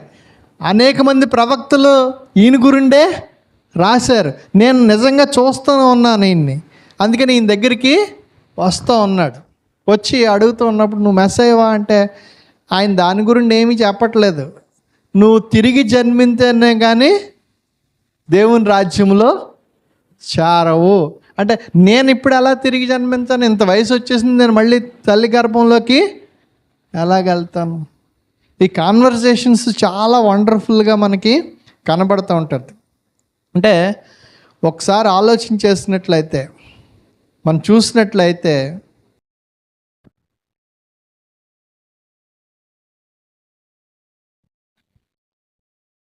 నికోదేము ఎందుకు రాత్రులు వచ్చేవాడంటే దేర్ ఆర్ పాసిబుల్ ఆన్సర్స్. చాలామంది యేసు ప్రభువుని వెంబడిస్తూ ఉన్నారు. చాలామంది ఆయన ఏం తప్పు మాట్లాడతాడా అని చూసేవాళ్ళు కూడా ఉన్నారు. ఇలాంటి సందర్భాల్లో ఒకవేళ యూదులైనటువంటి వారు నికోదేముని హైగా చూసినటువంటి వారు డే టైం ఎప్పుడైనా యేసు ప్రభు దగ్గరికి వస్తే, ఇదేంటి పోపేటి ఈయన దగ్గరికి వచ్చి నేర్చుకుంటున్నాడు, అంతే కదా, పోపు గారు ఈయన దగ్గరికి వస్తున్నాడు ఏంటని యూదులు అనుకోవచ్చు. లేదనుకుంటే కొంతమంది యూదులకు భయపడి, కొంతమంది యూదులు ఏంటంటే నికోదేము కూడా యేసు ప్రభు దగ్గరికే వెళ్తున్నాడు, ఆయన శిష్యుల్లో ఒకడే అనేటువంటి ముద్ర ఏమన్నా వస్తుందేమో. ఇంకా బాగా ఆలోచన చేసినట్లయితే యేసు ప్రభు వారు పొద్దున్న లెగిసిన కాడి నుండి సాయంత్రం వరకు కూడా, రాత్రి వరకు కూడా ఆయన పరిచర్యలో ఉండిపోతూ ఉన్నాడు. పొద్దున్న లెగిసిన కాడి నుండి ఏదో ఒక పని, ఏదో ఒక హర్డల్, ఏదో ఒక సూచిక్రియ, ఎవరితోటో మాట్లాడడం, ఇవన్నీ చేస్తుంటే ఆయనకి సమయం దొరికింది ఎప్పుడు? యేసు ప్రభు వారికి రాత్రే. మరి ఈయన ఖాళీగా ఉండే వ్యక్తి? ఈయన ఎవరు? ఇశ్రాయేలీలకి బోధకుడు, పరిసయుడు, teacher of Israel. Is a rich man, is a popular man, is a famous man. ఈయన చాలా గొప్పవాడు. ఈయనకి పని డే టైం అంతా ఎక్కడ కూడా ఖాళీ ఉండదు. సమయం ఇద్దరికి ఎప్పుడు దొరికింది? రాత్రే దొరికింది. కాబట్టి ఈయన సమయాన్ని కుదించుకుని పరిగెట్టుకుంటా ఈయన దగ్గరికి వస్తే ఈయనేమన్నాడు, నువ్వు ఇప్పుడు వచ్చేవాటి నాకేం పని లేదనుకుంటున్నట్టు, పొద్దునుండి అలసిపోయినా, నువ్వు వెళ్ళిపో అన్నాడా? అనలేదు. ఆయన ఎందుకు వచ్చాడో ఈయనకి తెలుసు. ఈయనకి మనసులో ఏ డౌట్ ఉందో కూడా ఆయనకి అన్నీ ఎరిగినటువంటి వాడే. ఆయన ఏదో ఉద్దేశంతో వస్తే ఈయన ఏదో చెప్తున్నాడు ఇక్కడ, నువ్వు తిరిగి జన్మిస్తేనే. కానీ ఈయనకి ఉన్న డౌట్ ఏంటంటే, లేఖనాలన్నీ చదివేసి నువ్వు క్రీస్తువు, నువ్వు మెస్సయ్యవు, నువ్వు దేవుని కుమారుడువు, నువ్వు ఆయనవేనా? ఎందుకంటే ఇంత గొప్ప అధికారంతో ఎవరు కూడా బోధించరు. జస్ట్ కన్ఫర్మ్ మీ, నువ్వు ఆయనేనా అని అడుగుతుంటే ఈయన దానికి సమాధానం చెప్పట్లేదు. ఈయన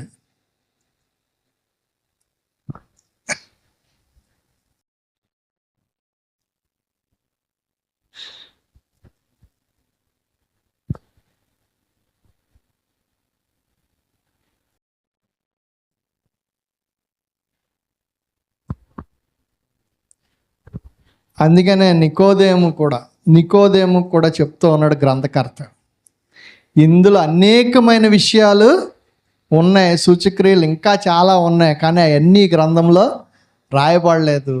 నువ్వు ఏం నమ్మాలి? ఈ యేసు ప్రభు దేవుని కుమారుడని నువ్వు నమ్మాలి. నమ్మి ఆయన నామమందు జీవము పొందాలి. అందుకనే ఈ విషయాలు రాస్తున్నాం. ఇంకా ఎక్కడో ఓ డౌట్ ఉండిపోయింది నికోదేముకి. కన్ఫర్మ్ చేసుకో. నికోదేము ఆల్సో ఈజ్ ఏ క్రిస్టియన్. తర్వాత మరి యేసుప్రభు వారు సిలువ మరణం దగ్గర చూసుకున్నప్పుడు ఆయనే వచ్చాడు, ఎందుకంటే నమ్మకపోతే ఆయన రాడు. కొంతమందికి వాక్యం విన్న తర్వాత వెంటనే బాప్తిసం తీసుకోవాలనిపిస్తుంది. నికోదేము లాంటి వాళ్ళకి 3-4 సంవత్సరాలు టైం పడుతుంది. వెంటనే అంగీకరించలేకపోవడానికి బోల్డని కారణాలు. ఆయనకు ఉండే ప్రొఫెషన్ కావచ్చు, ఆయన ఇంతకుముందు చేసిన బోధ కావచ్చు, ఆయనకున్న పాపులారిటీ కావచ్చు, ఏదైనా కావచ్చు. కానీ దేవుని రాజ్యంలో చేరాలంటే నువ్వు ముందు తల్లి గర్భంలో. ఆ కాన్వర్జేషన్ అయితే వీళ్ళిద్దరి మధ్య నడుస్తుంది. ఒకవేళ ఇమ్మీడియట్గా నికోదేము కూడా మొట్టమొదటిసారి యేసు ప్రభువుని చూసి ఆయన మెస్సయ్య అని దేవుని కుమారుడని నమ్మేసినట్లయితే ఆంద్రే తర్వాత నికోదేము అయి ఉండేవాడు, రెండో శిష్యుడు. కానీ ఈయనకి ఏం పట్టింది? కొంత టైం పట్టింది. నికోదేము is a great man, no doubt. ఆ నికోదేమును కూడా గ్రంథకర్త మనకి పరిచయం చేశాడు.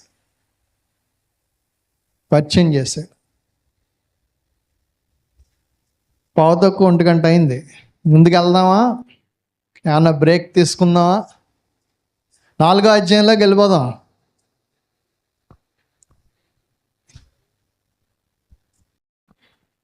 టీచర్స్ ఆఫ్ ద బైబుల్లో చాలా ప్రాముఖ్యమైనది, విలువైనటువంటి వెర్స్ ఏదన్నా అని ఏమన్నా అడిగితే ఏం చెప్తారు?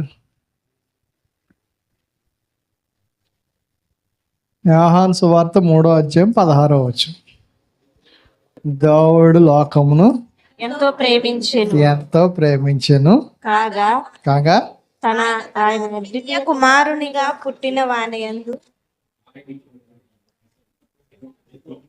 నశింపక నిత్య జీవం పొందినట్లు ఆయనను అనుగ్రహించెను. దేవుడు లోకాన్ని ఎంతగానో ప్రేమించాడు. ఎందుకు ఈ గ్రంథకర్త ఈ విషయాల్ని 3వ అధ్యాయంలో చెప్తున్నాడు?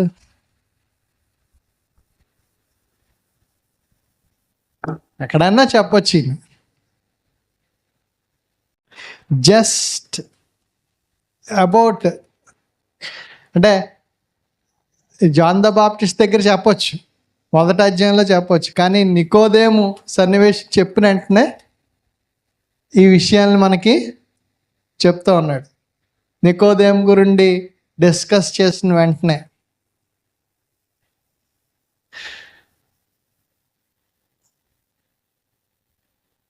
నీవు ఇశ్రాయేలు బోధకుడై ఉండి వీటిని ఎరుగవా? మేము ఎరిగిన సంగతినే చెప్తున్నాము, చూచిన దాన్నే సాక్ష్యం ఇచ్చున్నాము. మా సాక్ష్యము మీరు అంగీకరించని నీతో నిశ్చయముగా చెప్తున్నాం. భూ సంబంధమైన సంగతులు నేను మీతో చెప్తే మీరు నమ్ముకున్నప్పుడు పరలోక సంబంధమైన మీతో చెప్పిన ఎలాగ నమ్ముదురు? మరియు పరలోకం నుండి దిగి వచ్చిన వాడే, అనగా పరలోకంలో ఉండు మనిషి కుమారుడే తప్ప పరలోకమునకు ఎక్కిపోయిన వాడు ఎవడో లేడు. అరణ్యంలో మోషే సర్పంను ఎలాగెత్తునో అలాగనే విశ్వసించి ప్రతివాడు నశింపక ఆయన ద్వారా నిత్యజీవం పొందినట్లు మనిషి కుమారుడు ఎత్తబడును. ఎందుకు? నిత్యజీవము పొందినట్లు. జీవము పొందాలంటున్నాడు ఇక్కడ, నిత్యజీవం పొందినట్లు అని చెప్తూ ఉన్నాడు. దేవుడు లోకమును ఎంతో ప్రేమించెను కాగా తన అద్వితీయ కుమారునిగా పుట్టిన వాని యందు విశ్వాసముంచు ప్రతివాడు నశింపక నిత్యజీవం పొందినట్లు ఆయన అనుగ్రహించు. No discrimination, no partiality, whether rich or poor, whether your famous or popular. నువ్వెంత పాపులారిటీగా ఉన్నా, ఇశ్రాయేలీలు బోధకుడు అయినా సరే, నువ్వు తప్పు చేసి నువ్వు ఒకవేళ లేకపోయినట్లే దేవుడు నిన్ను కూడా ప్రేమిస్తూ ఉన్నాడు. God loves you. దేవుడు నిన్ను రక్షించడానికి సిద్ధంగా ఉన్నాడు, చెప్తూ ఉన్నాడు.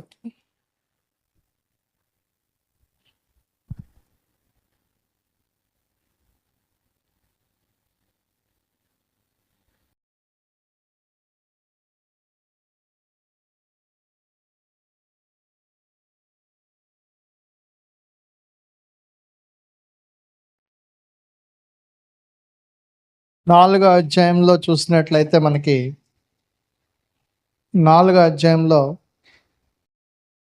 యోహాను కంటే యేసు ఎక్కువ మంది శిష్యులుగా చేసుకుని వారికి బాప్తిసం ఇచ్చుచున్న సంగతి పరిసయ్యులు వినిరని ప్రభువునకు తెలిసినప్పుడు, పరిసయ్యులు గ్రహించారు, ఎక్కువ మంది బాప్తిసం, యోహాను కన్నా కూడా ఎక్కువ మంది బాప్తిసం పొందుతున్నారు. నిజానికి యేసు ప్రభు వారు బాప్తిసాలు ఇవ్వట్లేదు, కానీ యేసు ప్రభు శిష్యులు అనేక మందికి బాప్తిసం ఇస్తూ ఉన్నారు. చాలామంది వెంబడేస్తూ ఉన్నారు. గ్యాదరింగ్స్ ఎక్కువైపోతూ ఉన్నాయి.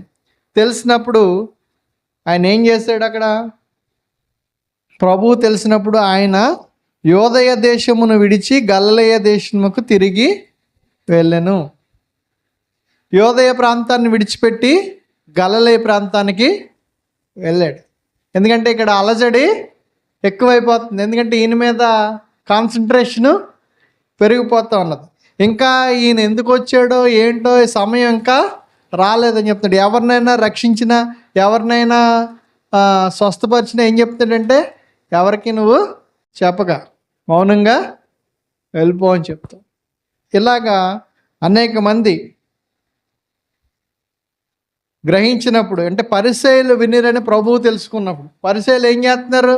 ఈయన ఏం తప్పు చేస్తాడా, ఈయన ఎప్పుడు పట్టుకుందామా, ఈయన ఎలాగా చేద్దామని చూస్తున్నప్పుడు అక్కడ నుంచి, ఆ ప్రాంతం నుంచి యోదయని విడిచి గలిలయ దేశంకు వెళ్ళాను. ఆయనను ఏసే బాప్తిసం ఇవ్వలేదు, కానీ ఆయన శిష్యులు ఇచ్చిన. ఏసైతే ఏమి ఇవ్వట్లేదు, పరిచయం ఏం తప్పుగా ఈయన ఎలా చేస్తున్నాడు అనుకోవడానికి లేదు, ఆయన శిష్యులు బాప్తి. తర్వాత ఈ గలిలయ ప్రాంతానికి వెళ్తూ ఉన్నప్పుడు 4వ వచనంలో చెప్తాడు, ఆయన సమరయ మార్గమున వెళ్ళవలసి వచ్చును గనక. ఇక్కడ కొన్ని విషయాలు మనం గమనించాలి. ఎందుకు సమరయ ప్రాంతాన్ని వెళ్ళవలసి వచ్చింది?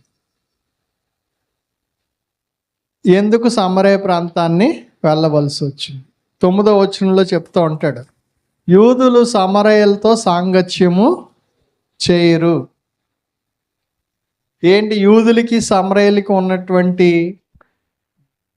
ఆ కాన్ఫ్లిక్ట్ ఏంటి? ఇది తెలిస్తేనే కానీ మనం 4వ అధ్యాయం సరిగ్గా అర్థం చేసుకోవాలి. ఎవరి సమరయులు ఏంటి? మనకేం తెలుసు వీళ్ళ గురించి? అన్న ఐడియా ఉందా కొంచెం? లేదా?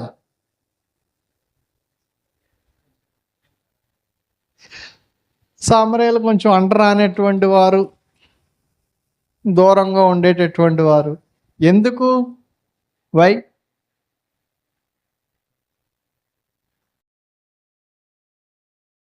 ఎవరు అసలు ఈ సమరయులు?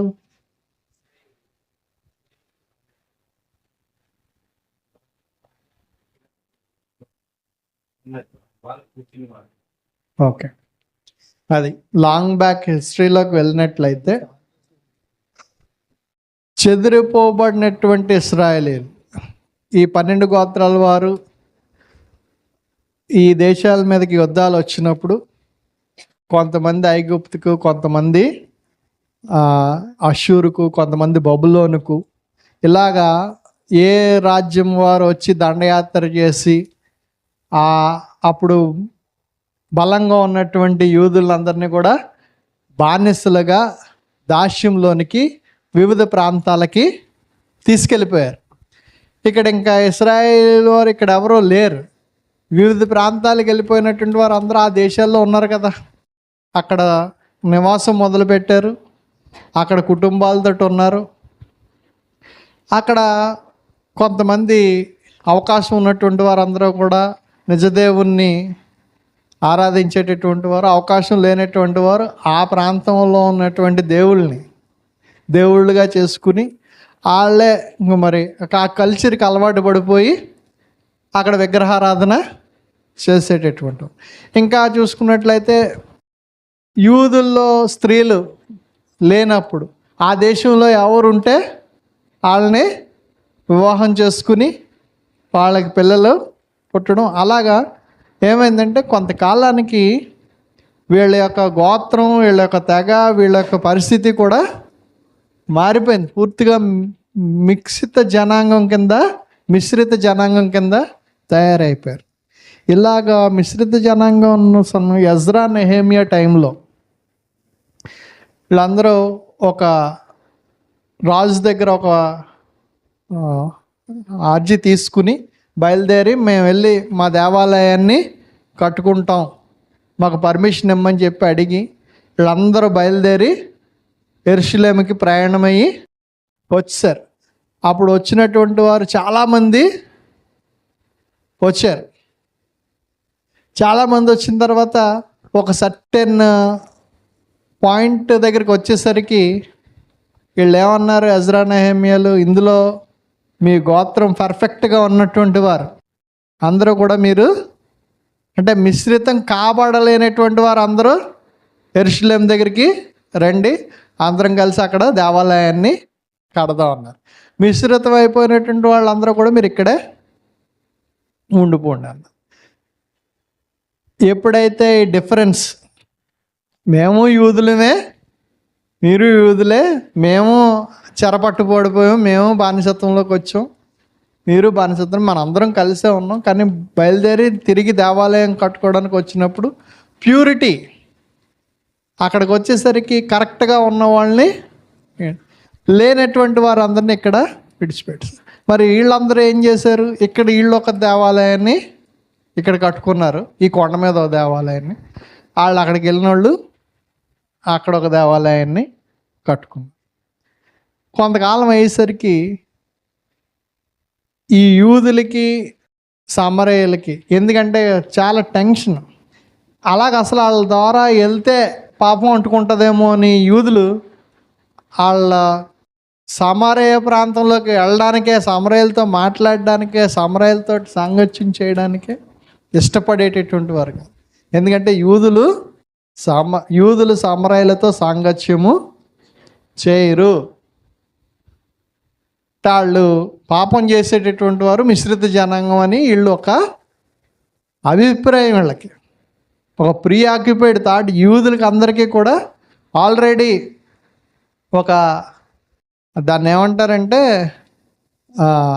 ఓ నిర్ణయానికి వచ్చేసారు వాళ్ళు. ఆ నిర్ణయంలో మార్పు లేదు. అందుకని యూదులు ఎవరో సమరయులతోటి సాంగత్యము చేయరు. ఇలాంటి సందర్భంలో 4వ అధ్యాయం 7వ వచనం చదవండి. సమరయ స్త్రీ ఒకతే నీళ్లు చేదుకొనుటకు అక్కడికి రాగా, 6వ వచనం కూడా చదవండి. అక్కడ యాకోబు బావి ఉండెను గనుక యేసు ప్రయాణము వలన అలసియున్న రీతినే ఆ బావి యొద్ద కూర్చుండెను. అప్పటికి ఇంచుమించు 12 గంటలాయెను. చాలండి. యేసు ప్రభువారు అలసిపోయారు,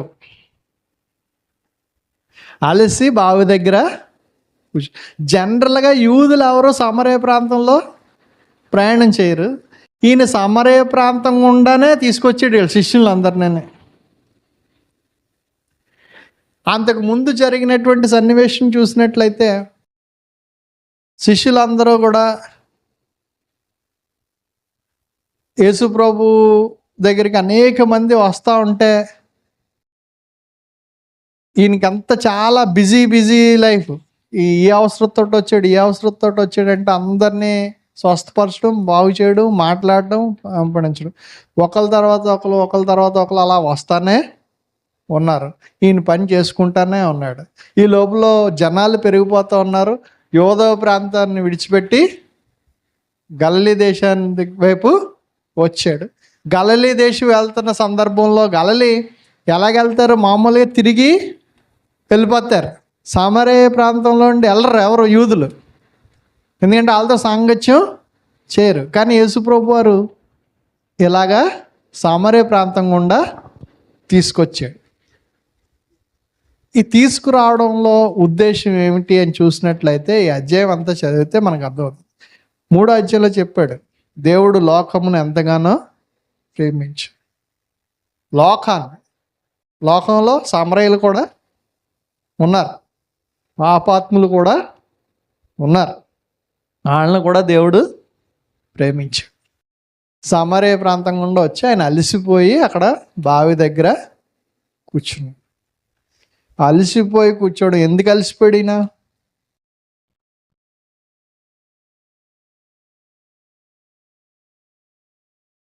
ఎందుకు అలసిపోయాడు? ఎండ ఎక్కువైపోయిందా? మధ్యాహ్నం మెట్ట మధ్యాహ్నం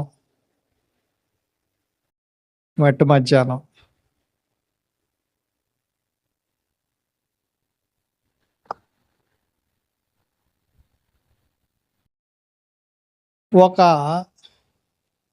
స్త్రీ మిట్ట మధ్యాహ్నం వచ్చి నీళ్లు తోడుకుంటుంది. జనరల్గా ఎప్పుడు తీసుకెళ్తారు నీళ్ళు?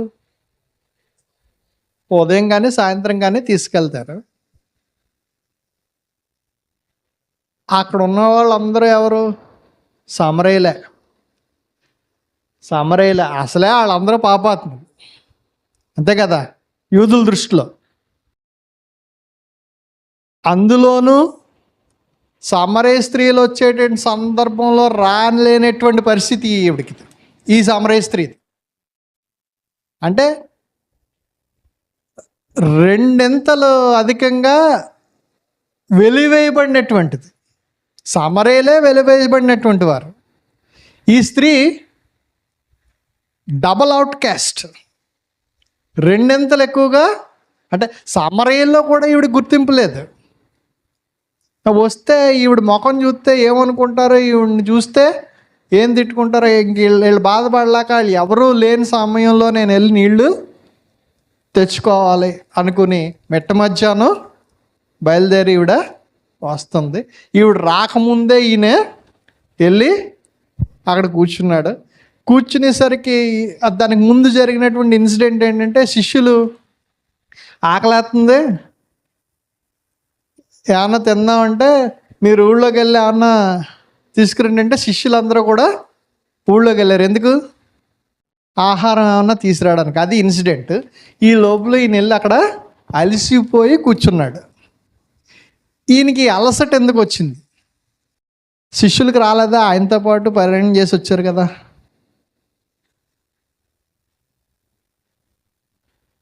వాళ్ళు ఇంకా ఊళ్ళోకి వెళ్ళారు ఆహారం తేయడానికి. యేసు ప్రభు వారికి ఎందుకు వచ్చింది అలసట? ఎందుకు అలసిపడినా?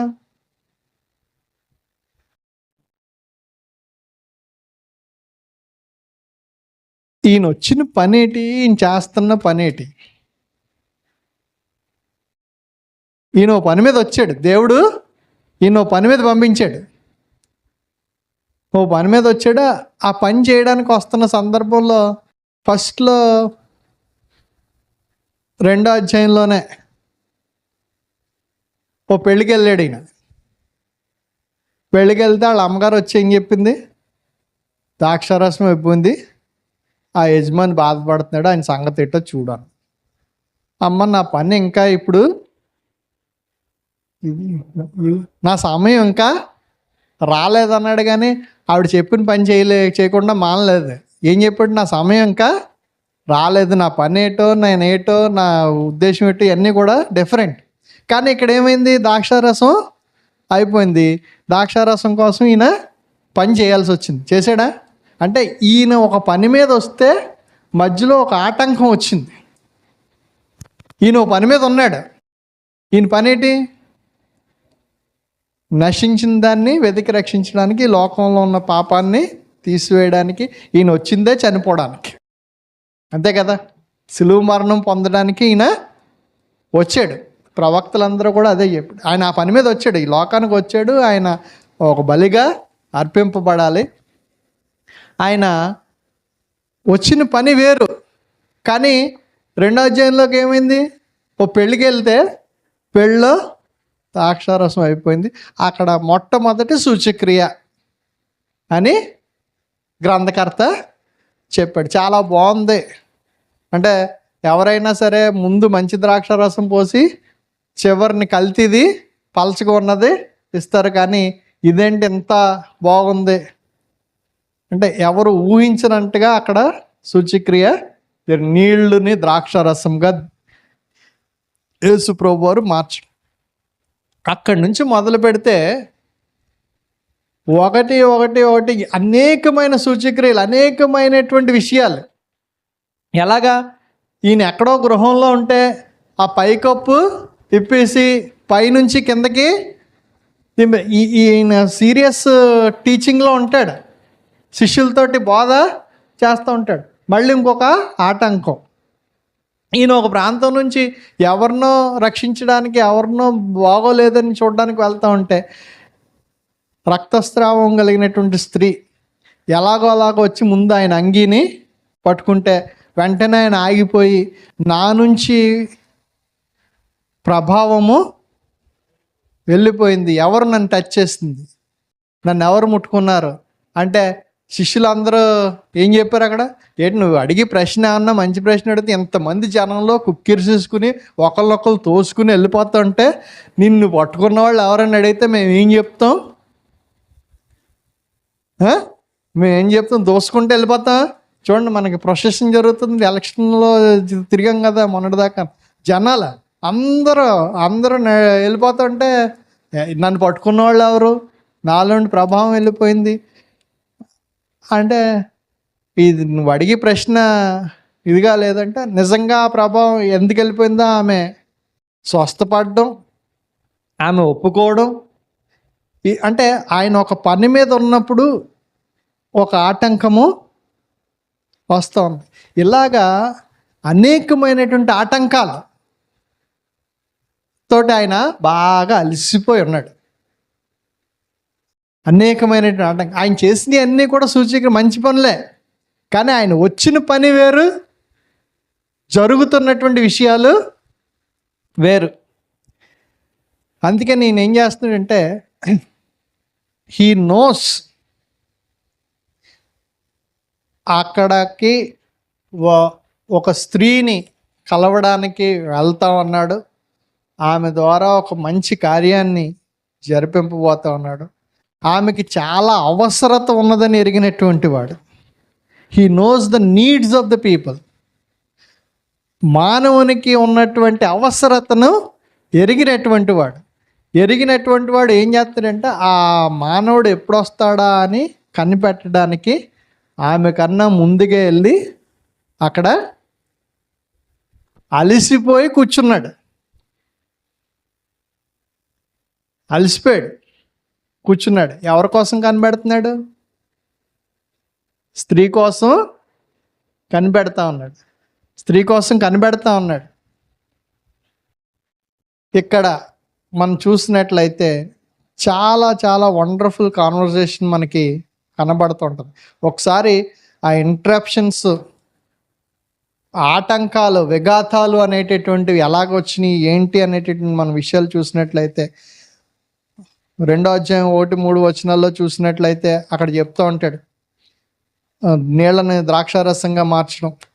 తర్వాత ఒకసారి మార్కు సువార్త 5వ అధ్యాయం చూడండి.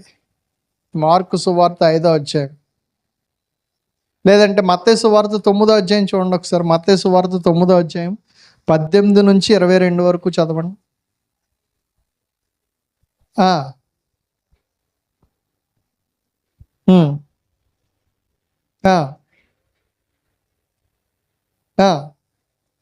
నా కుమార్తె చనిపోయింది, నువ్వు వచ్చి నీ చెయ్యి ఉంచితే ఆమె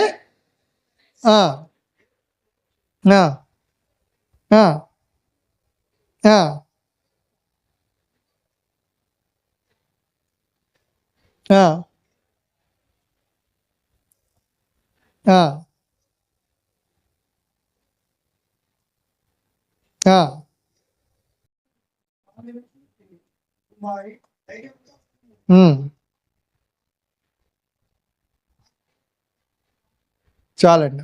లోకా సువార్త 7వ అధ్యాయం 36వ వచనం నుంచి 39 వరకు. అంటే ఎక్కడో ఒక పని మీద వెళ్తుంటే మధ్యలో ఒక ఆటంకం, ఒక విఘాతం కలుగుతుందా లేదా? ఈయనకి ఓ పని మీద వెళ్తుంటే ఇంకోటి వస్తూ ఉంది. లోకా సువార్త 7:36 పరిసయ్యులలో ఒకడు చదవండి. తనతో కూడా భోజనం చేయవలనని ఆయనను అడిగెను. ఆయన ఆ పరిసయ్యుని ఇంటికి వెళ్ళి భోజన పంక్తిని కూర్చుండగా ఆ ఊరిలో ఉన్న పాపాత్మురాలైన ఒక స్త్రీ యేసు పరిసయ్యుని ఇంట భోజనమునకు కూర్చున్నాడని తెలుసుకొని ఒక బుడ్డిలో అత్తరు తీసుకొని వచ్చి వెనుక తట్టు ఆయన పాదముల యొద్ద నిలువబడి ఏడ్చుచు కన్నీళ్లతో ఆయన పాదములను తడిపి తన తల వెంట్రుకలతో తుడిచి ఆయన పాదములను ముద్దు పెట్టుకొని ఆ అత్తరు వాటికి పూసెను. చూడండి, ఆయన ఏదో పని మీద వెళ్ళాడు, ఈవిడొచ్చి ఈవిడ పని ఈవిడ చేస్తాడు. లోకాసు వార్త 23:43.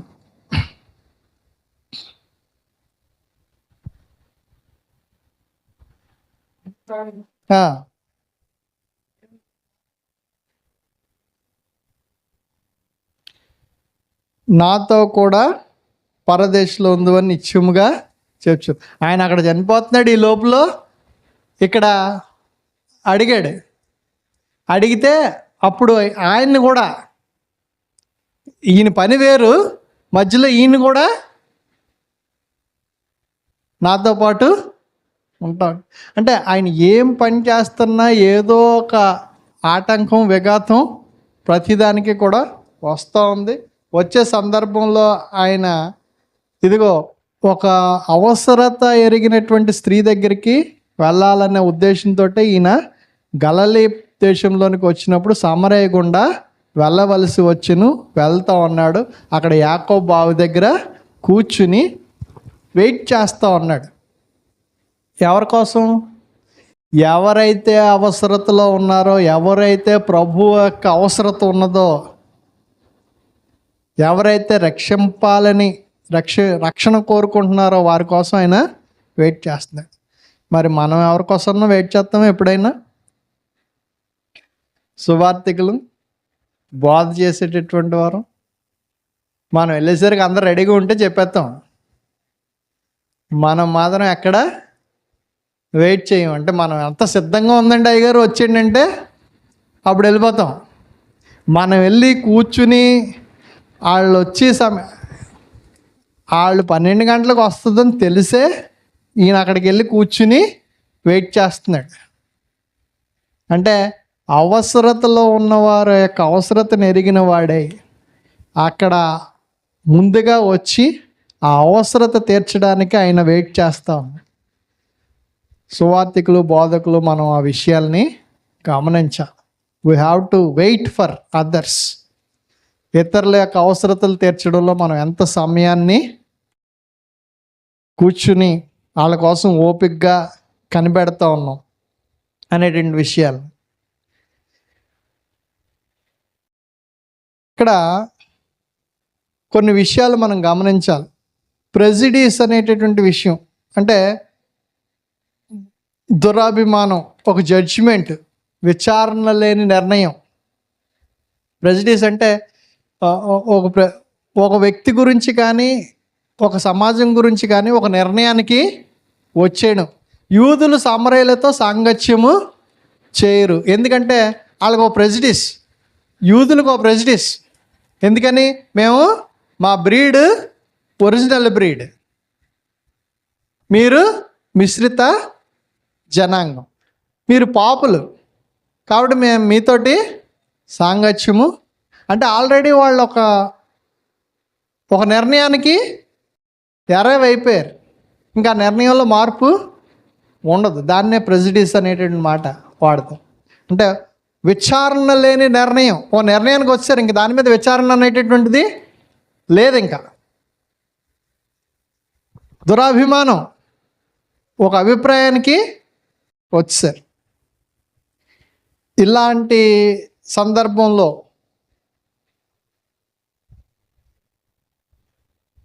ఒక స్త్రీ 7వ వచనం నుండి 9వ వచనం వరకు చదువు.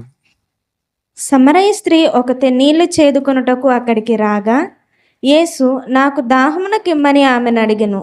ఆయన శిష్యులు ఆహారం కొనుటకు ఊరిలోనికి వెళ్ళి ఉండిరి. ఆ సమరయ స్త్రీ, యూదుడవైన నీవు సమరయ స్త్రీనైన నన్ను దాహమునకిమ్మని ఎలాగో అడుగుచున్నావని ఆయనతో చెప్పెను. అంతే, సమరయ స్త్రీకి కూడా ఒక ప్రెజిడీస్ ఉంది. యూదుడు నువ్వు నన్ను ఎలాగ అడుగుతున్నావు దాహానికి ఇమ్మని? జనరల్గా యూదులు ఎవరో కూడా ఆ ప్రాంతం గుండానే వెళ్ళరు. అలాంటిది యూదుడు అయిన నువ్వు నన్ను అడగడానికి ఎలాగ అడుగుతున్నావు నువ్వు అని అడిగింది. అంటే ఏంటి, దాహానికి అడిగితే అన్న తప్ప? అక్కడ దాహం వేసింది, నీళ్ళు ఇమ్మని అడిగాడు. అడిగితే యూదుడు అయిన నువ్వు దాహానికి సమరయ స్త్రీ నన్ను ఎందుకు అడుగుతున్నావు అంటే, ఆల్రెడీ సమరయులకు కూడా యూదుల మీద ఒక దురాభిమానం ఉంది. అక్కడ ఒక విచారణలో నిర్ణయానికి వీళ్ళు వచ్చేసారు, ఓ జడ్జిమెంట్. నువ్వు నన్ను అడగకూడదు, నేను నీకు ఇవ్వకూడదు. చదవండి. ఏలయనగా యూదులు సమరయులతో సాంగత్యము చేయరు. ఎందుకంటే యూదులు సమరయులతో అసలు సాంగత్యమే చేయరు. నువ్వు ఇక్కడ కూర్చుని నన్ను దాహానికి ఇమ్మని అడుగుతున్నావు. చదవండి. అందుకు యేసు, నీవు దేవుని వరమును నాకు దాహమునకిమ్మని నిన్ను అడుగుచున్న వాడెవడు? అదియు ఎరిగి ఉంటే నీవు ఆయనను అడుగుదువు, ఆయన నీకు. ఇక్కడ అసలు నీకు దేవుని వరం అంటే ఏటో తెలిస్తే, నిన్ను దాహానికి ఇమ్మన్నవాడు ఎవడో నీకు తెలిస్తే,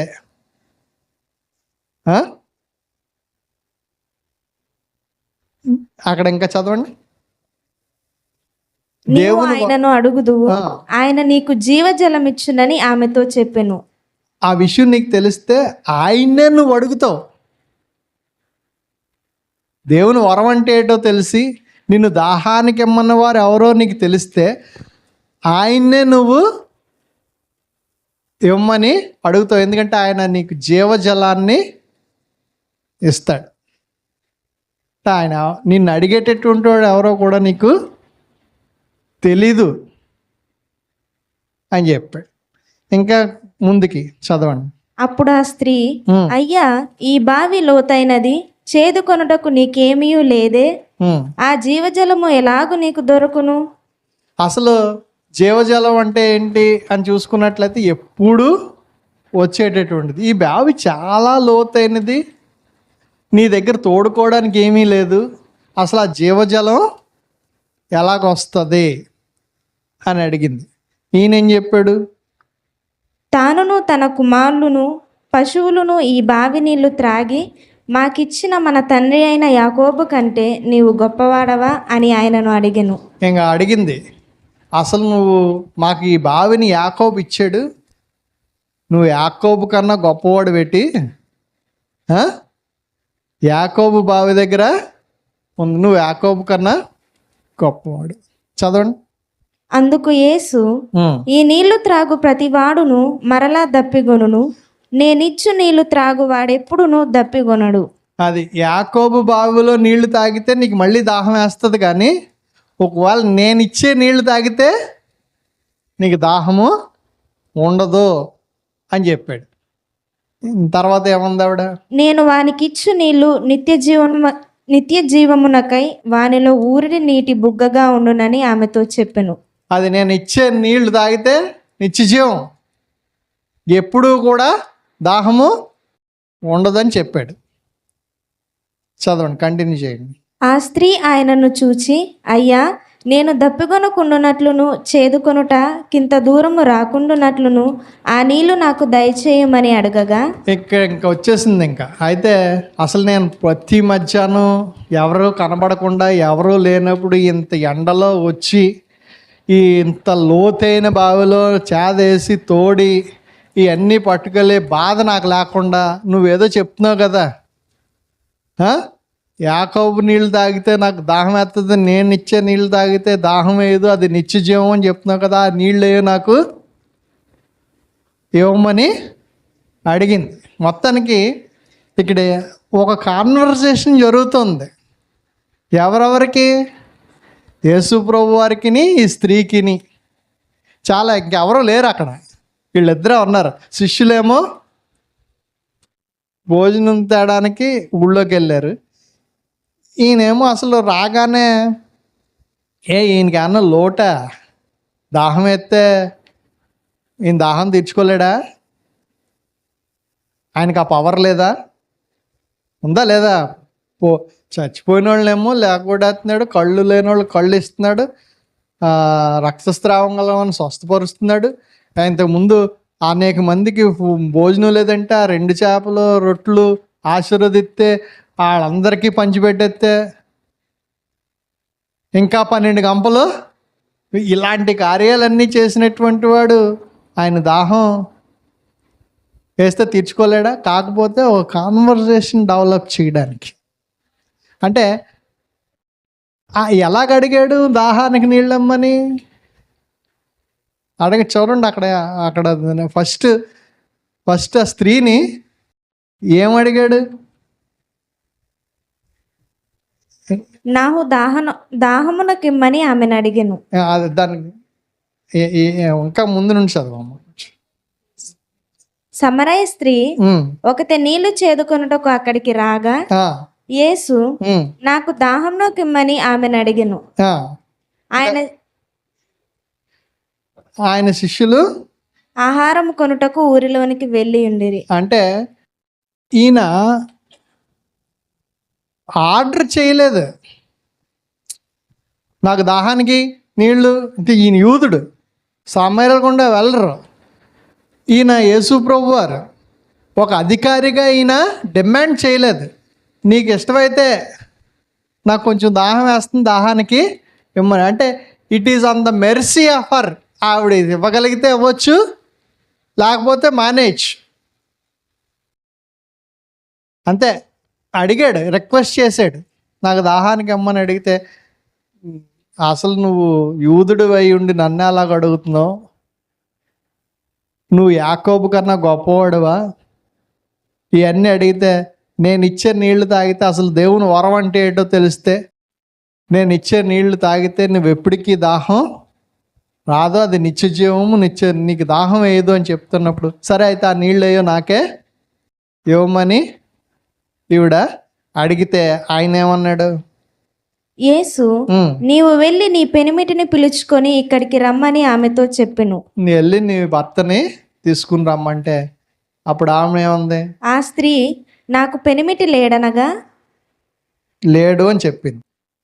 ఈయనేమన్నాడు? చదవండి. యేసు ఆమెతో నాకు పెనిమిటి లేడని నీవు చెప్పిన మాట సరియే. నిజమే, నువ్వు నిజంగానే చెప్పు, నాకు పెనిమిటి లేడు, నాకు భర్త లేడు. నీకు 5 పెనిమిట్లుండిరి. నీకు 5 మంది భర్తలు ఉన్నారు. ఇప్పుడు ఉన్నవాడు కూడా నీ పెనిమిటి కాదు. సత్యమే చెప్పితివనెను. ఈ విషయం ఆవిడికి తప్ప ఇంకెవరికి తెలియదు. ఈ విషయం ఆవిడికి తప్ప ఎవరికి. ఒకవేళ 2 3 ఉండడం, ఒకవేళ సమాజంలో తెలిసి భర్తను విడిచిపెట్టి ఎవరితోటో ఉంటుంది అనుకుని అక్కడ సమాజం కూడా ఈవిడ ఏం చేశారు? వెలివేశారు. నువ్వు కూడా సమాజంలో తిరగడానికి మంచిదాను కాదు, నీ ప్రవర్తన సరిగ్గా లేదు, నీ యొక్క లైఫ్ స్టైల్ సరిగ్గా లేదు, కాబట్టి మాతో అసలు నువ్వు సహవాసం చేయొద్దు, మేము వచ్చేటప్పుడు కానీ మేము వెళ్ళేటప్పుడు కానీ మాతో కలిసి రావడానికి నీకు అవకాశం లేదంటే ఎవరూ లేనప్పుడు ఈవిడ వచ్చి తెచ్చు. ఈ విషయాలన్నీ యేసుప్రభు వారు ఎప్పుడైతే చెప్పేశాడో, సత్యమే, ఎవరికీ తెలియనటువంటి విషయాలన్నీ కూడా చెప్తున్నాడు. ఇంకా చదవమ్మా అక్కడ. అప్పుడు ఆ స్త్రీ అయ్యా నీవు ప్రవక్తవని గ్రహించుచున్నాను. వెంటనే ఒక కంక్లూజన్కి వచ్చేసింది ఈవిడ. ప్రవక్తవని నేను గ్రహిస్తాను. నువ్వు ఒకవేళ ప్రవక్త అయి ఉండొచ్చు, ఎందుకంటే మామూలు వాళ్ళు ఎవరికి కూడా ఈ విషయాలు తెలియదు. చదవండి. మా పితరులు ఈ పర్వతమందు ఆరాధించిరి గాని ఆరాధింపవలసిన స్థలము యెరూషలేములో ఉన్నదని మీరు చెప్పుదురని ఆయనతో అనగా. చాలా క్రానిక్ విషయం, చాలా క్రానిక్ ప్రాబ్లం. ఏంటి? యూదులకి సమరయులకి ఉన్నటువంటి ప్రాబ్లం. మా పితరులందరూ కూడా ఇక్కడే ఆరాధిస్తూ వచ్చాం, సమరయలో మేము గుడి కట్టుకున్నాం, ఇక్కడే ఆరాధిస్తూ వచ్చాం. కానీ మీ యూదులు ఏం చెప్తున్నారంటే దేవాలయం అక్కడ ఉంది, యెరూషలేములో ఉండాలి అని చెప్తున్నారు. అసలు ఏంటి? ఇక్కడ ఆరాధించాలా, అక్కడ నువ్వు ప్రవక్తవు కదా, నా విషయాలన్నీ చెప్పేసావు కదా, నా విషయాలన్నీ కూడా చెప్పేసో నేను ఇప్పుడు ఉన్నవాడు నా భర్త కాదు, నాకు 5 పెళ్ళి అయినాయి, ఇవన్నీ విషయాలన్నీ నీకు తెలుసు కదా, మరి దీని సంగతి ఏంటి? ఇక్కడ ఈ కొండ మీద మేము ఆరాధించాలా సమరయ ప్రాంతంలో, లేదంటే మీ యూదులు చెప్తున్నట్లుగా అక్కడ ఆరాధించాలా? ఇది సమరయులకి యూదులకి ఉన్నటువంటి మేజర్ ప్రాబ్లం. ఆ సమస్యని ఈయన ముందు పెట్టింది. ఈయన ఏం సమాధానం చెప్పాడు? యేసు ఆమెతో ఇట్లనెను, అమ్మా, ఒక కాలము వచ్చుచున్నది, ఆ కాలమందు ఈ పర్వతము మీదనైనను యెరూషలేములోనైనను మీరు తండ్రిని ఆరాధింపరు. అమ్మ, ఒక కాలము వచ్చుచున్నది, అప్పుడు మీరు ఇక్కడైనను యెరూషలేములోనైనను తండ్రిని ఆరాధించరు. నా మాట నమ్ముము, నా మాట నమ్ముము. మీరు మీకు తెలియని దానిని ఆరాధించువారు, మేము మాకు తెలిసిన దానిని ఆరాధించువారము. మీకు తెలియకుండా ఏదో అదే విగ్రహాలని వాటిని వీటిల్లో పెట్టుకుని దేవుడు అనుకుని తెలియని దాన్ని మీరు ఆరాధిస్తున్నారు. మాకు తెలిసిన దాన్ని మేము ఆరాధిస్తూ ఉన్నాం.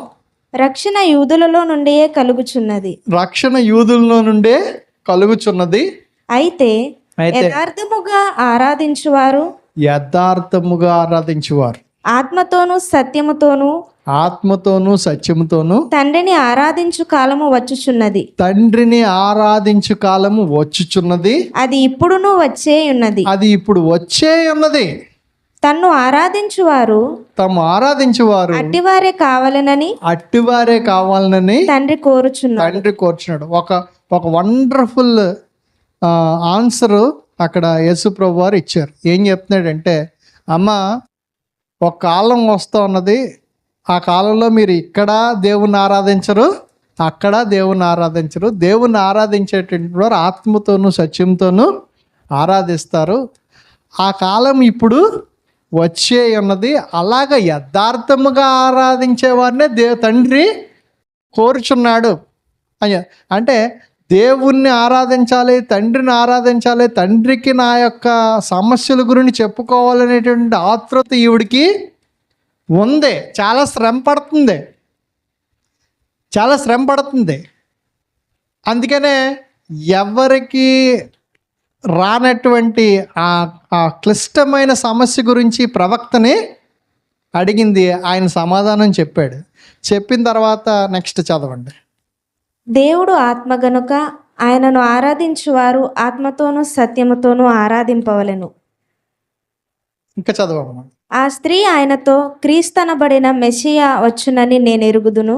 ఇక్కడికి మళ్ళీ పాయింట్కి వచ్చింది. క్రీస్తనబడినటువంటి మెస్సయ్య వచ్చునని నేను ఎరుగుదును. ఎలా తెలుసు ఇవిడికి? ఎలా తెలుసు? అందరూ మెస్సయ్య కోసం కనిపెడుతున్నారు కదా. యూదులందరూ ఒక మెస్సయ్య కోసం కనిపెడుతున్నారు. నికోదేము కూడా మెస్సయ్య కోసమే కనిపెడుతున్నాడు. ఆ నికోదేముకి ఆ డౌట్ వచ్చింది, నువ్వు మెస్సయ్యవా అని. కానీ ఆ నికోదేముతోటి నేనే నాయన చెప్పలేదు. కానీ ఇక్కడ ఈ స్త్రీతో మాట్లాడుతున్నాడు. మెస్సయ్య వస్తాడని నేను ఎరుగుదును అంటే ఆయన ఏం చెప్పాడు? ఆయన వచ్చినప్పుడు మాకు సమస్తమును తెలియజేయనని చెప్పగా, యేసు నీతో మాట్లాడుచున్న నేనే ఆయననని ఆమెతో చెప్పెను. యేసు నీతో మాట్లాడుచున్న ఆయనను నేనే. ఇప్పుడు దాకా ఈ 4వ అధ్యాయం ఇక్కడ దాకా వచ్చేదాకా ఎవరితోటి ఆయన నేనే మెస్సయ్య అని చెప్పలేదు. అనేక మందిని రక్షించాడు, అనేక మందిని స్వస్థపరిచాడు, అనేక మందితో కాన్వర్జేషన్ మాట్లాడాడు, నికోదేముతో కూడా మాట్లాడాడు. కానీ నేనే మెస్సయ్యనని ఎవరితో చెప్పాడు? సమరయ స్త్రీతో చెప్పాడు. అంటే హౌ బ్లెస్డ్ షీ ఈస్. అనేక మంది కనబడుతున్నారు, చాలామంది వెయిట్ చేస్తున్నారు మెస్సయ్య కోసం. క్రీస్తు అనబడినటువంటి మెస్సయ్య వస్తాడు, ఆయన వచ్చినప్పుడు మా సమస్యలన్నీ కూడా తీరిపోతాయని మేము ఎరుగుదు. అంటే ఒక ప్రశ్న తర్వాత ఒకటి అడుగుతుంది. చాలా క్లిష్టమైనది ఇది అడిగేసింది. ఎక్కడ ఆరాధించాలంటే ఆయన చెప్పేశాడు. తర్వాత క్రీస్తు అనే మెస్సయ్య వస్తాడు, వచ్చినప్పుడు మా సమస్యలన్నీ తీరిపోతాయి అంటే ఈయన సింపుల్గా ఏం చెప్పాడు? నువ్వెవరితో మాట్లాడుతున్నావో ఆయనే. ఆ మెస్సయ్యనే నేను అని చెప్పాడు. ఈ లోపల శిష్యులు వచ్చారు. వాళ్ళు ఎక్కడికి వెళ్ళారు? ఎందుకు వెళ్ళారు వాళ్ళు? ఆహారం తీసుకోవడానికి. వచ్చి వెంటనే ఆయనతో ఏం చెప్తున్నారు? ఇంతలో ఆయన శిష్యులు వచ్చి ఆయన ఆ స్త్రీతో మాట్లాడేట్టు చూచి ఆశ్చర్యపడ్డారు. కానీ నీకేమి కావాలి, నీకేమి కావాలని ఈమెతో ఎందుకు మాట్లాడుచున్నావని నేను ఎవడో అడగలేదు. ఎందుకంటే ఈయన మెస్సయ్య అన్న సంగతి వీళ్ళకి తెలుసు, శిష్యులకి తెలుసు కదా. శిష్యులకి తెలుసు ఆయన యేసుప్రభువుని దేవుని కుమారుడని తెలుసు కాబట్టి ఆయన వెంబడిస్తున్నారు. యోహాన్ ఎప్పుడో చెప్పాడు, నన్ను కాదు మీరు వెంబడించవలసింది ఈయనని చెప్తే నేను మెస్సయ్యను కనుగొన్నానని ఆంధ్రే చెప్పి పేతురుని తీసుకొస్తే వీళ్ళకి తెలుసు. ఈ 12 మందికి మధ్యలో ఎవరినన్నా రక్షించినప్పుడు నువ్వు ఎవరితోటి చెప్పగా నువ్వు మౌనంగా వెళ్ళిపో. ఎందుకు చెప్పొద్దు అన్నాడు ఇప్పుడు దాకా అంటే, ఎక్కువ మంది వెంబడించడం, ఈయన మీద స్పైస్ చాలామంది ఈయన పట్టుకుని ఈయనకి అనేకమైన ఆటంకాలు వస్తున్నాయి. ఈయన పని మీద వచ్చాడు, చచ్చిపోవడానికి వచ్చాడు ఈ లోకానికి. ఆ పని అవ్వకుండా అనేక మంది ఆటంకాలు ఇవన్నీ కూడా వస్తున్నాయి. అందుకని ఇప్పుడప్పుడే ఎవరితోటి ఈ విషయాలు వెల్లడి చేయకండి అంటున్నాడే, కానీ ఆ వార్తలు బయటికి వెళ్ళిపోతున్నాయి. చాలామంది వెంబడిస్తూ ఉన్నారు, అన్నీ చేస్తూ ఉన్నారు. ఈ లోపల సమరయ స్త్రీ దగ్గరికి ఈమెని అవసరం తెలిసి వచ్చి ఆ బావి దగ్గర కూర్చుని వెయిట్ చేసి ఆవిడ వచ్చేదాకా ఉండి, శిష్యులు ఆహారం తీసుకురావడానికి వెళ్ళారు. వెనక్కి వచ్చిన తర్వాత అసలు యూదుడై ఉండి ఒంటరిగా స్త్రీతో ఎందుకు మాట్లాడుతున్నాడని కానీ ఈయన అడగలేదు, వాళ్ళు అడగలేదు. ఏ విధమైన కాన్వర్సేషన్ వాళ్ళకి ఏమీ లేదు అక్కడ. ఎందుకంటే ఆయన మెస్సయ్య అన్న సంగతి వాళ్ళకి తెలుసు. అప్పుడు అడగలేదు. ఆ స్త్రీ తన కుండ విడిచిపెట్టి ఊరిలోకి వెంటనే అక్కడ ఏమైంది? కొండ విడిచిపెట్టింది. వచ్చిన పని వదిలిపెట్టేసింది. ఇంక అక్కడ వదిలిపెట్టేసి ఎక్కడికి వెళ్ళింది? ఊళ్ళోకి వెళ్ళింది పరిగెట్టుకుంటాను. ఏం చేసింది? మీరు వచ్చి నేను చేసినవన్నీ నాతో చెప్పిన మనుషుని చూడుడి, ఆయన క్రీస్తు కాడా అని ఆ ఊరి వారితో చెప్పగా. చూడండి, మీరు వచ్చి నేను చేసిన పనులన్నీ కూడా ఈయన నాతోటి చెప్పేశాడు, ఆయన క్రీస్తు కాడా, మీరు క్రీస్తు నేను చూశాను, మీరు వచ్చి చూడండి, మీరు కూడా రండి అని చెప్పాడు. చెప్తే ఊరంతా కూడా ఈయన దగ్గరికి, ఎందుకంటే అందరూ మెస్సయ్య కోసం క్రీస్తు కోసం కనిపెడుతున్నారు. నేను క్రీస్తుని కనుగొన్నాను అనేటువంటి గొప్ప సువార్తని బయటికి ఊళ్ళోకి తీసుకెళ్ళింది. ఎవరు తీసుకెళ్లారు? ఎందుకు పనికిరాని వెలివేయబడినటువంటి సమాజంలో దూరంగా పెట్టబడినటువంటి స్త్రీ వెళ్ళి ఎవరికి చెప్పింది? ఎవరైతే వెలివేశారో, ఎవరైతే దూరంగా ఉండమన్నారో వాళ్ళకి వెళ్ళి చెప్పింది. ఏంటది? నేను క్రీస్తుని కనుగొన్నాను, నేను మెస్సయ్యను కనుగొన్నాను, మీరు రండి, మీరు వచ్చి చూడండి అంటే, మెస్సయ్య కోసమే కదా ఊరంతా కనిపెడుతున్నారు. అందరూ బయలుదేరి వచ్చారు.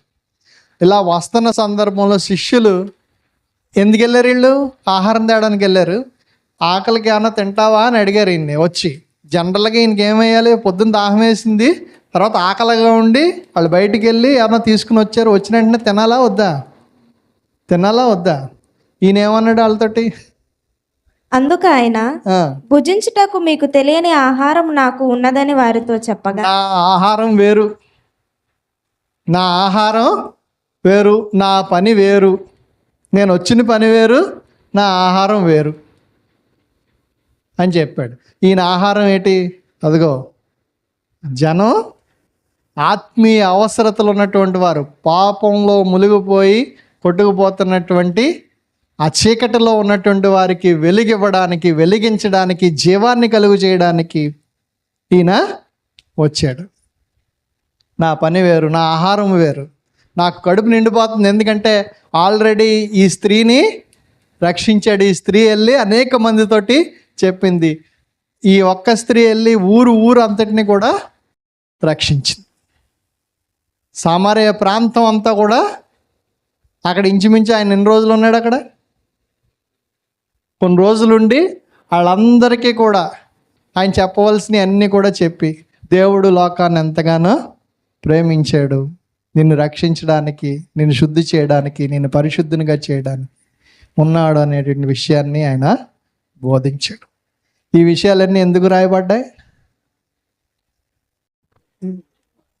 యేసు దేవుని కుమారుడని మీరు నమ్మునట్లు, ఆయన నామమందు జీవము పొందినట్లు ఈ విషయాలు రాయబడ్డాయి.